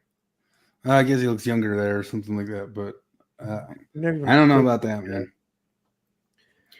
I can't tell. I can't tell. What He looks women's like he'd be an time- Elders Quorum second counselor. I was always confused by Patrick Swayze because I thought he had like a scrunched up face. And that confused you? Like, Well, no, yeah, because like why does that confuse you? No, because just to me, it's like, is that what women are into? A squinched up face guy? Because No, Swayze- women are into lead actors. I guess This is How does a it look whole like math secondary? thing, man. This is whole math. It's not. It's not really the look. You just kind of got to be generally in shape and kind of have straight teeth, taller than 6 foot. You got to be 6'5", blue eyes. And then what's the other thing? The most important thing? Trust fund. Trust fund, blue eyes, 6'5". They care about tall. They care about trust fund. Patrick Swayze, squinty face. I'm looking up. Is that you thought the girls were into the squinty face? How much of a lead actor would Charlie Kirk have to be before women thought he was hot? Goodness gracious. Patrick Swayze's not bad looking. Yeah, I never had a question mark on why they liked Patrick Swayze.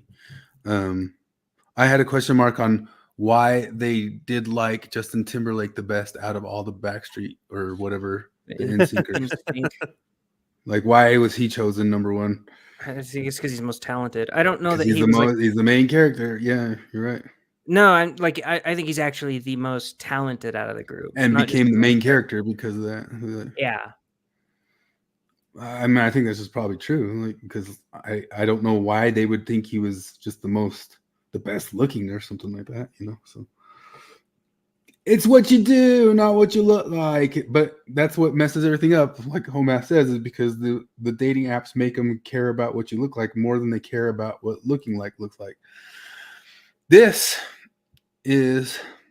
Have you seen yeah. how a lesbian looks in the movies and how a lesbian looks in real life?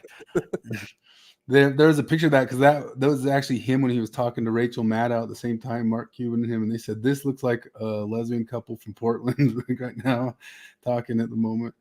But Mark Cuban, I mean, I don't know why chicks wouldn't like Mark Cuban. Maybe they do. He's got $1 billion or something, right? Well, Risto's saying I will never understood the Bieber mania. Bieber he's fairly attractive looking guy, but he's also he's really talented. Like he's not, you don't know it just by knowing his hits. I don't know much of his music, but I've seen him pretty ruggedly nail a drum solo. Bieber? Oh yeah, he got This his. is funny. Oh my god, that's how he got funny. his start. In I it just was in put was Justin drumming. Bieber into the search bar, and the first thing that comes up is Puff Daddy's face. Yep. Like, oh boy. Bieber every time he wakes up. Yeah. Bieber's one of those ones that will always have my sympathy. Oh yeah, And he was. Yeah. Oh yeah, no, that guy he never had a shot at real life. like. But He that's has probably my what happened to sympathy. every young kid in Hollywood. Oh yeah, it's young kids in Hollywood all have my sympathy. Like even Taylor Swift has my sympathy to a degree, and I don't think she got it nearly as bad as. Like I get tired of hearing her talking about how it would have been easier on her if she were a man, and I'm like, shut up. Look at Justin Bieber. Like he's not as big as you now, but he was as big as you when he was big, and he got it way worse than you. He probably got diddled a bunch, and like he's 15 years old. And I giggle. I just giggled at a 15-year-old boy getting diddled. That's how this young woman, which actually happened to some of them, like Kesha or something like that. The people are like, the atrocities, and then it's Bieber. It's like half a punchline, and even I giggled at it right there when you said it. Wait, Justin Bieber married Stephen Baldwin's daughter? Oh, I didn't know that. I just learned this. I know they're like supposedly the one that Christian or he yelled something. at. Stephen Baldwin, not Stephen Alec. Baldwin. Not Alec, but Steve. Is Stephen the super Christian one? I don't know. I know that Bieber became Christian. Yeah, Bieber and his wife are Christian supposedly one. pretty Christian. I don't like, which is like No, that. Stephen is the Christian one. I remember I used to listen to a show back when I listened to Christian talk radio. I listened to Stephen Baldwin's Christian talk show. Boy, what a weird world. Which, by the way, on the subject of Taylor Swift, we were talking earlier about artists that will say "fuck you" to the record label, and they always have a certain amount of respect to me. So Taylor Swift taking like her record label trying to take control of all her music and her re-recording all of it instead of giving them control. That was a pretty cool fuck you, I would have to say. Yeah, you know that she's at odds with George Soros too, because it was Soros who tried to buy up like her whole label and all that stuff. So, any enemy of Soros, man. But yeah, that's really true. Like Soros and people bought. No, I don't think she's a bad person at all. I just don't really like her music that much. Yeah.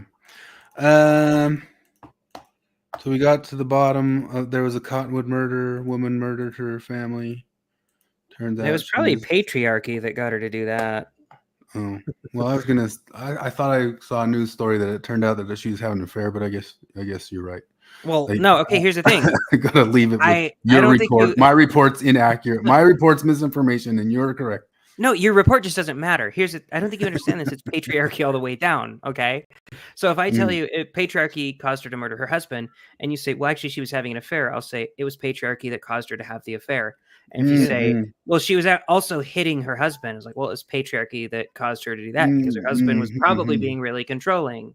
And if you tell me, no, her husband was being really lax, I'd say it was probably like an overcorrection of patriarchy that caused him to do that. It's patriarchy all the way down. Here's the thing that was in earlier reports about this that blew my mind and I want to know more about is because it reported that she sought a restraining order against him and it got rejected, which almost never ever happens. And apparently, like according to the report I read, like the judge said that like, no, if anything, you're the one making the threats, lady. He needs a restraining order, not you. You know, and so you got to wonder, like the facts had to have been there. Because like for a judge, like, yeah, because I mean, it's famous. Like, you know, all a woman has to do is ask for a restraining order. You can get one. There's basically no evidentiary standard for getting one of those. And yeah, like for the judge to say like, no, you're the one making threats. Like it had to have been crazy, whatever was going on. Damn. Yeah. Hanson turned out okay. I guess so. I'm told that like, you know, 20 years and 20 albums on from Mbop that like, no, they've a serious band and they've written a lot of solid albums. Like, and they have like real fans that aren't just, you know, weird nostalgia 90s teeny boppers. Like I keep hearing this, like, no, people need to take Hanson more seriously. Like, I mean, not that I haven't bothered looking into it, but yeah, no, a lot of people said like, yeah, no, they were a serious, hardworking band with real chops. So I don't know. Yeah, I would love to like years in the future, and somebody would have to research this, but I'd love to have like some documentary that contrasts the entire story of Lindsay Lohan versus the entire story of Hilary Duff. It doesn't have to be Lindsay Lohan. It could also be like, I don't know, Britney Spears or any of those, Amanda Bynes, most of those child stars. Because I feel like Hilary Duff kind of just slowly faded away, and she seems like she just has a husband and kids and is stable and happy. From what I can tell, there's not much you can read about her. But she had an underage relationship with Vilder Valderrama. Fuck you. I didn't want to know that. Who? Duff. No, who? She had an underage relationship with who? Wilder Valderrama. I don't know who that is. The Fez on from- that 70s show, the Fez, the foreign exchange student. Oh, in so the like 70s show. she was the underage person? She was underage. He was Oh, like okay. 20. I gotcha. Yeah. No, yeah, not her fault. And she wasn't like crazy underage, but underage, like 15, 16, 17. I didn't know that Dead Man's Party was about the old suicide hotel. Wow. That suicide hotel was right next to where Flip and I worked until they tore it down. Yeah, they You could, finally like look tore up down at that the balcony hotel. every single day. She jumped off and threw all her kids off. I guess it would have to go in the other order. Because the Mormon stuff, because of weird fundamentalist Mormon Richard God damn the Garfield, patriarchy. stuff. Yep, patriarchy made her do it. Well, there's an old, I guess it's one of David Lynch's favorite movies. It's called Carnival of Souls, and that is filmed in the Salt Palace. And that there's a whole ending scene where there's a chase scene in downtown Salt Lake in the 1950s. And you can see all of the old that's courthouse right. and all the old stuff. And there's a whole portion of it where they drive out to the Salt Palace. And it's all filmed kind of like in the west of Utah, but you wouldn't recognize any of it because what would just be like, I don't know, like 27th West nowadays. It's all just, field and water and stuff like that. But it's all filmed right in Salt Lake and running around old timey Salt Lake. So I need to watch that. I've never seen it. yeah, it's pretty good. So check it Someday. out. But I don't know that I guess that hotel would still be there. It's like was it the Peary? What they call it? But yeah, we'd walk past that every single day when we were at work. I'd think about it all the time. That'd be sweet to see that lady throwing those. I'm just kidding. There's the whole movie on the YouTube. Of It looks what? like of Carnival of Souls. The entirety of Carnival of Souls on YouTube. It looks like, and then it's like a high quality transfer. Really? Yeah. And is it for sale or is it? No, it's just on. It's on Cult Cinema Classics. I guess no. Whoa, that's the old Salt Palace. I'm just scanning Yeah, through it. totally. Whoa, that's crazy. Yeah, well, I guess I'll pull it up It right was here. shot on good film, apparently. Yeah, supposedly it's like one of David Lynch's favorite films. Yeah, I know. I mean, I know it's a legend, but I've never actually seen it. Passengers from Salt Lake City. Hey, I've heard of that place. That's the So old. here's like train. all the chase scene in old time Salt Lake City at the end. Come on. Oh yeah, there you go. You found it. Yeah, that's the old Rio Grande right there, right? Yeah. Why can I not land on a street scene when half of this is streets? There's the Salt Palace. That's when the water level was high enough that John Larson was okay with it. Well, luckily, John Larson influenced the water level to get He higher. made the water go higher. He did through his prayer, I guess. Through the power of trying. Well, I hate to tell you guys, but we started this one examining on how if the whole ex-Mormon world is just feminized, and we ended up talking about hot guys. Whoops. We failed. For being cheap 1962, this film looks amazing. Or is this like, I wonder, is this like this isn't like AI? Wow. Symphony. Dude, that's the Rio Grande, right? Yeah, the old train station. I'm pretty sure, like, because I rode Amtrak with my family to California in 1988 or 1989, something like that. That's the old temple wall, isn't it? I think so. Wow. Man, I'd totally love to go through this. There's some scene where she goes and runs by the courtyard too. I think. I remember those old street lights. I remember those. That's Temple Square. That's the old tabernacle behind her. I think that's her running south into where the old crossroads was. Now this is a different shot, but well, zoom. See, running past these old shops and stuff. That's either Main or State Street. It has to be. Wow. Is that McCune? No, I don't think the McCune Manor has that much grass. I think she's run back. Wow. Dude, I'm totally gonna watch this. It's pretty good, man. It's actually a good. It's actually a good horror movie. It's Halloween time. I watched some horror movies this week. Watch In a Violent Nature.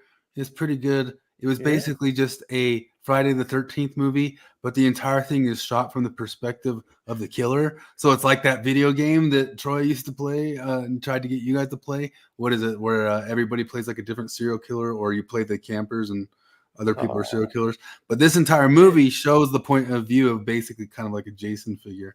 And it's kind of So there is a Friday the 13th game my brother-in-law tried to get me to play where you're either Jason or you're the people running away from him.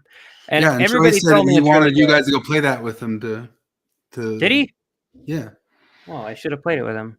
He was saying that you guys should get on there and play it. Dead by Daylight. Well, Troy, I'll play Dead by Daylight with you if you add me on what? On PlayStation? Because that's what I got. You're probably a PC master race. Never mind. He is. I've heard him say it before.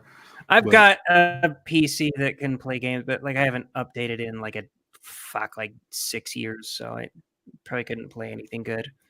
Mine works okay. You guys seen any good horror stuff?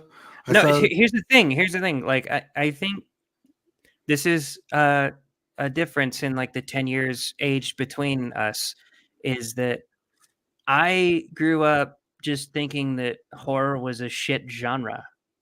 I worked at a theater for There's 2 way years good stuff in horror. in high school. I just assumed horror was like a genre that you couldn't possibly film a good film in. Because So you haven't seen a lot of like good horror stuff? no, see, I need to go back and watch a bunch of good movies because I'm still trying to work through classic movies that I couldn't watch when I was growing up because my mom wouldn't let me watch PG-13 movies. And so I finally watched Fight Club and The Godfather last year. You're going.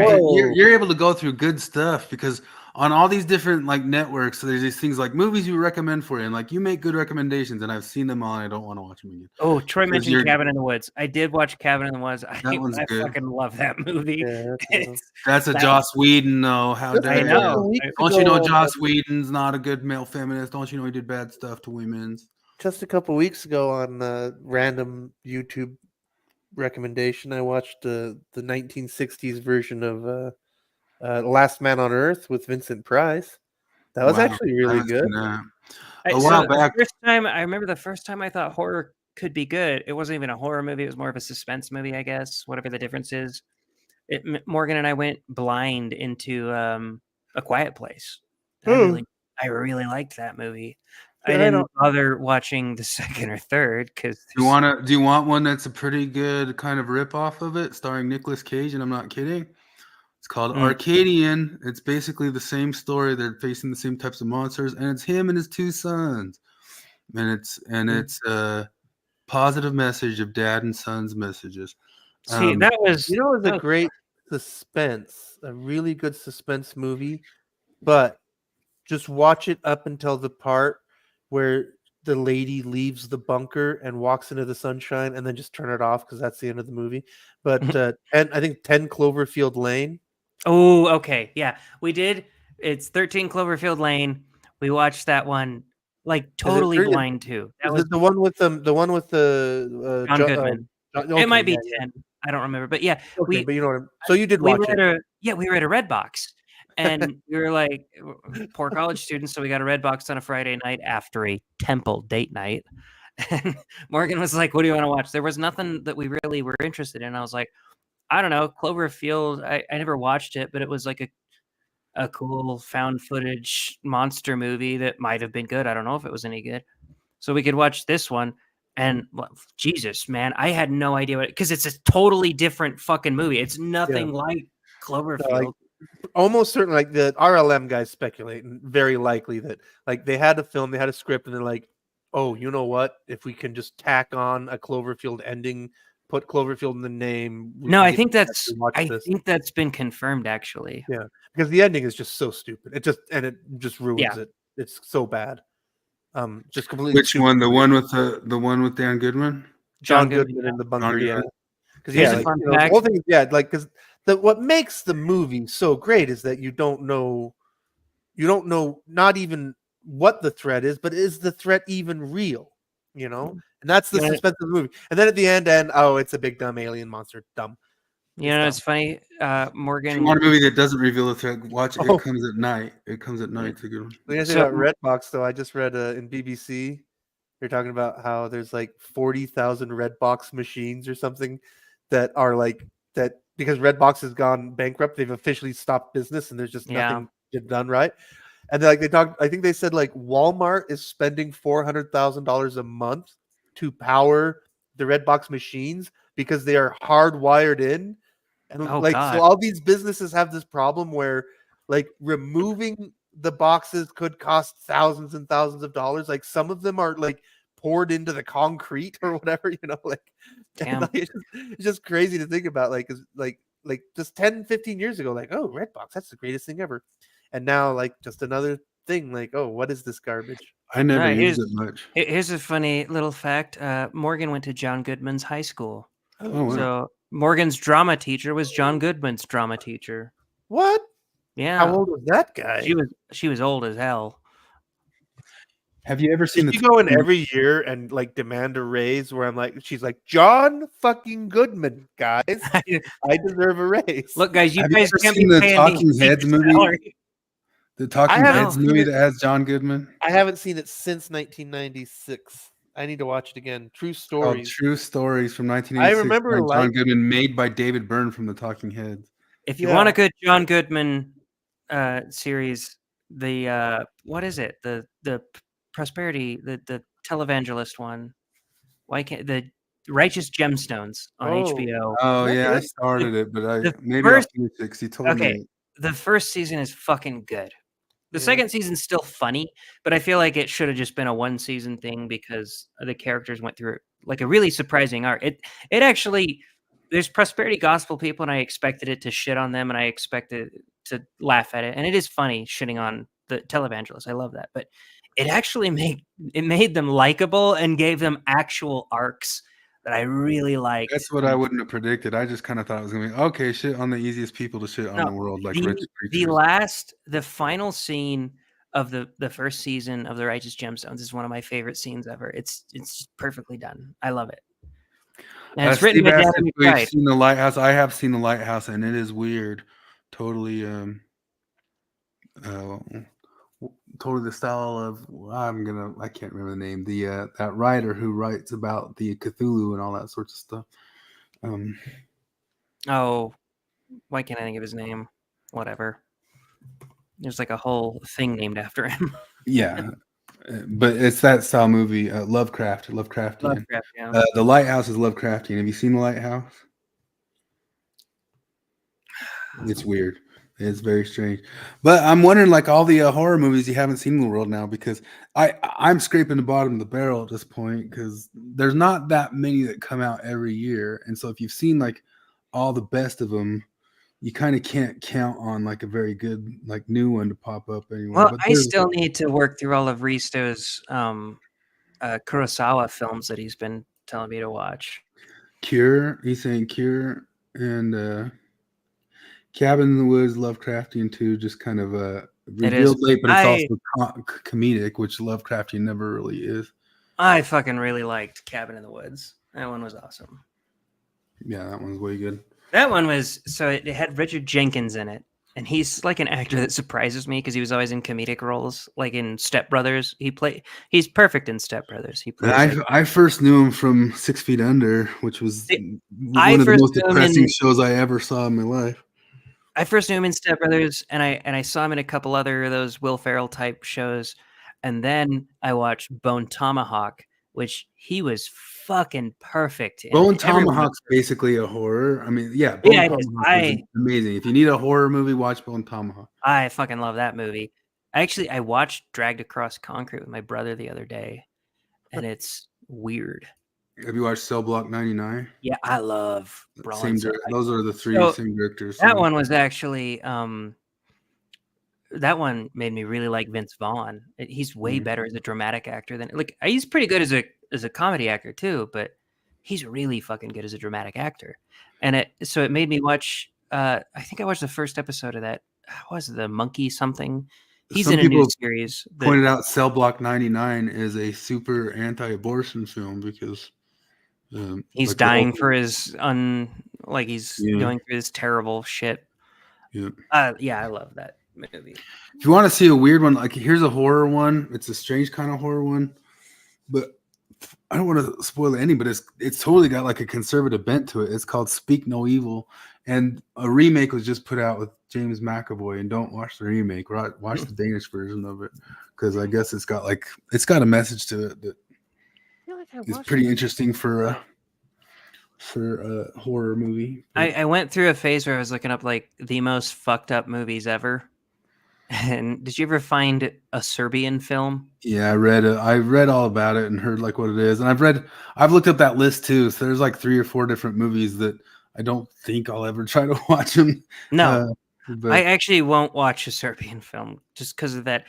Somebody showed me this. It's just for anybody that doesn't know, it's like a male porn star trying to get back in the business, and he goes into this weird fucking porn shoot where they're shooting like increasingly fucked up porn. Like some dude like literally skull fucks another guy. Like he puts his dick in the guy's eye socket, and like it's really messed up. And it's got a scene that's gross enough that I don't even really want to bring it up. yeah, I've read about it and I don't want to see it, but I've read about several different movies that are about as bad. But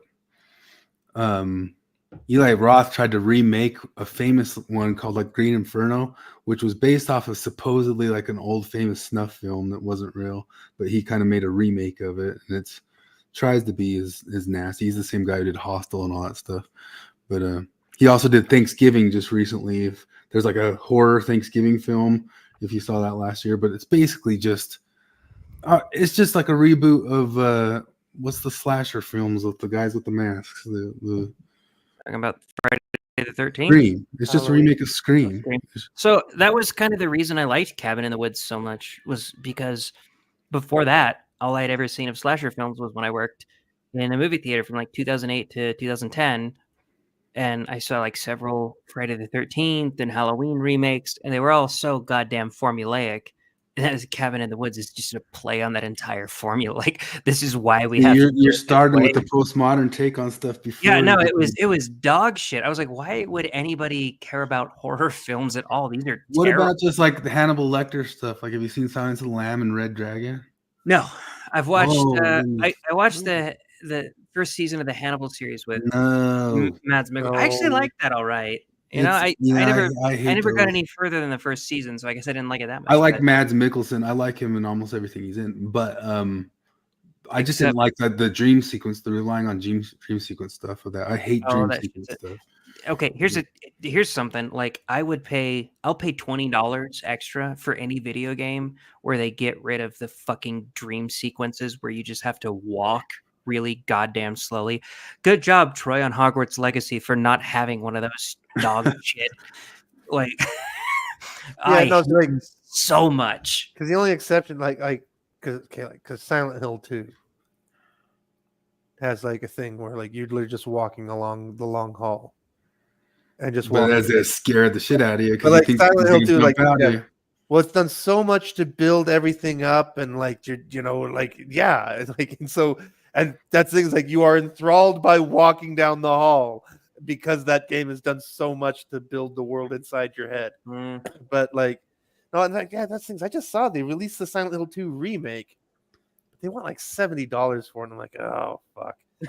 I can't do that. I'm gonna wait for it to be on some kind of special. Those But are I'm games gonna that have to- actually did kind of scare me. Like I remember watching So- some and being like, well, "Oh, geez." The thing that's like so funny about like Silent Hill 2, because like I remember that game scared the hell out of me, and I had to really I didn't beat it easily. I had to kind of work my way through it. I died a few times. When you watch the speed runs on it, you simply just run past 99% of the enemies. You Like, just the didn't enemy, have like, to sit and go it's slow like, and yeah, be like scared. the game is so good at You building. be brave the and you're tension fine. That literally you just kind of you can just basically walk past them and keep moving. They won't catch up to you. You're fine. That was You know? my first terrifying game was Ocarina of Time. Actually, Oh. the Redeads in that freaked me out because I don't know. I was probably like 7 or 9. They're basically zombies, and they're like Yeah. polygonal, and they're not hard to kill. They're a little bit harder to kill than some of the enemies, but none of the enemies in that are very hard to kill.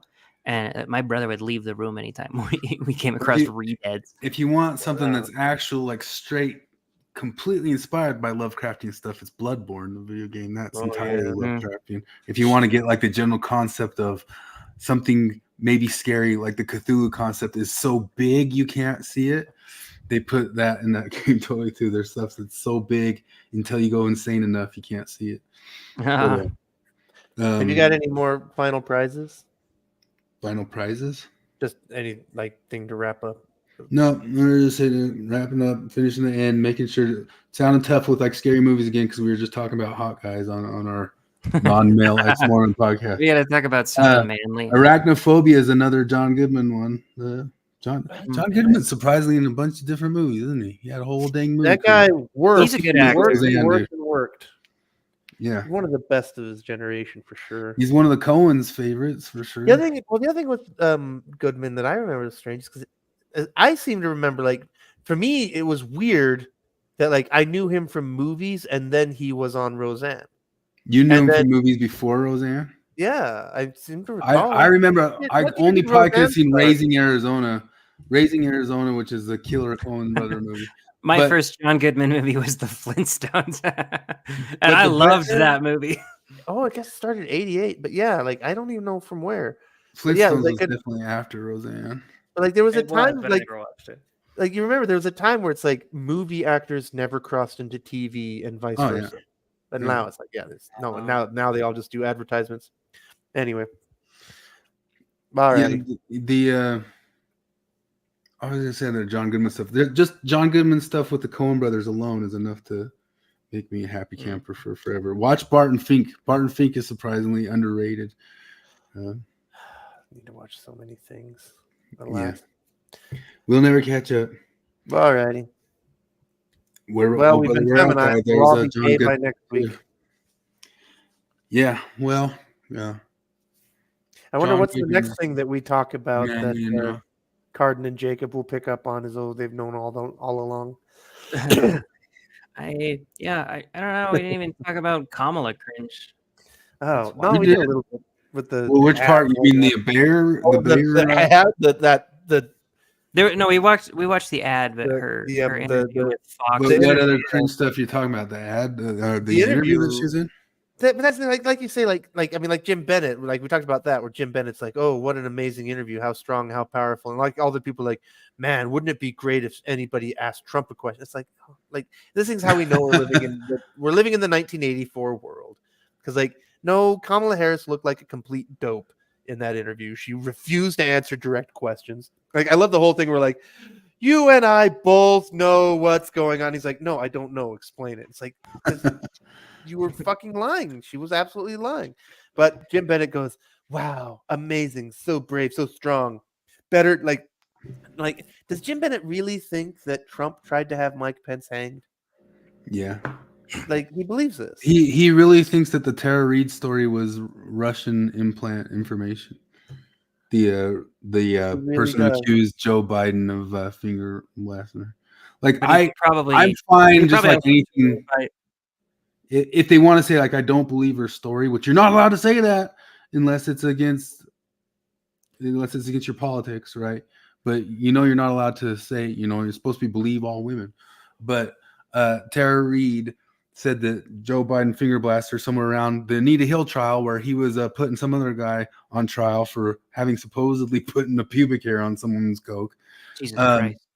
But yeah, so right in the middle of that, he's getting accused of finger blasting like one of his staffers. So it's all they have actual evidence. Didn't her mom call in and say her mom called in about it to the Larry King show and stuff like that. Yeah, that's wild. But I'm like anything, I'm fine with saying he probably totally believed the Christine Blasey Ford shit. Yeah. But I'm fine if he's saying innocent until proven guilty, like I would say for anybody, like I say for Delin. But saying that it's like Russian planted disinformation. That's like where you're not gluing on, Jim Bennett. Well, no, that's insane. But like with Dehlin, I've read enough to like I don't even say innocent till proven guilty with Dehlin. With Dehlin, I just say he clearly had an affair, and I think he genuinely probably feels bad about it. I think he actually loves his wife and wants it to work out with his wife. And I mean, I feel like if I had cheated on my wife, I wouldn't make some of those porny, joking, jesting TikToks with Cara Burrell that he made, but whatever. But the Rosebud thing was absolute nonsense. Like she was a willing participant. That's so obvious. Yeah. Anyway, I mean the Kamala stuff's nuts. I mean, the flip side of that is I think it was a bad interview, but you also see like all the conservative people saying that ended her career. I know. Everything's got to be 11 like on both sides. Like no, Yeah. it did not end. We're just still stuck in the same That's coin. something, like even I even noticed AJW actual. Yeah, no, that's what I was gonna for a bring long up. time- oh yeah, because like for a long time I felt like he was pretty even with his like titles, but even he is falling into the like Kamala destroys campaign with it's like no. I know. Yeah, Well, that's why we'll never he build used to enough be more- audience so that we can do shorts. He used to be more I've got crimey. 500 subscribers to do shorts. I love his stuff about actual like crime. Yeah. But all he's been doing for like 8 months now is just political shit. And I'm like, I don't know, that's fine, I guess. But Well, he got into those Destiny debates, and those can be the most infuriating things on the planet for you if you. Destiny's going insane. I mean, he Yeah. was already pretty insane, but like it's like he's really good at weaving in his insane nonsense with reasonable takes. Yeah, that is true. Anyway, that's down to like the last 2 weeks, man. So, what are your predictions? Yeah, somebody asked, are you In a talking about month- election? Yeah. A month there will be a jerk for a president. This is the same thing I say every year. I'm gonna wake up and nothing will change.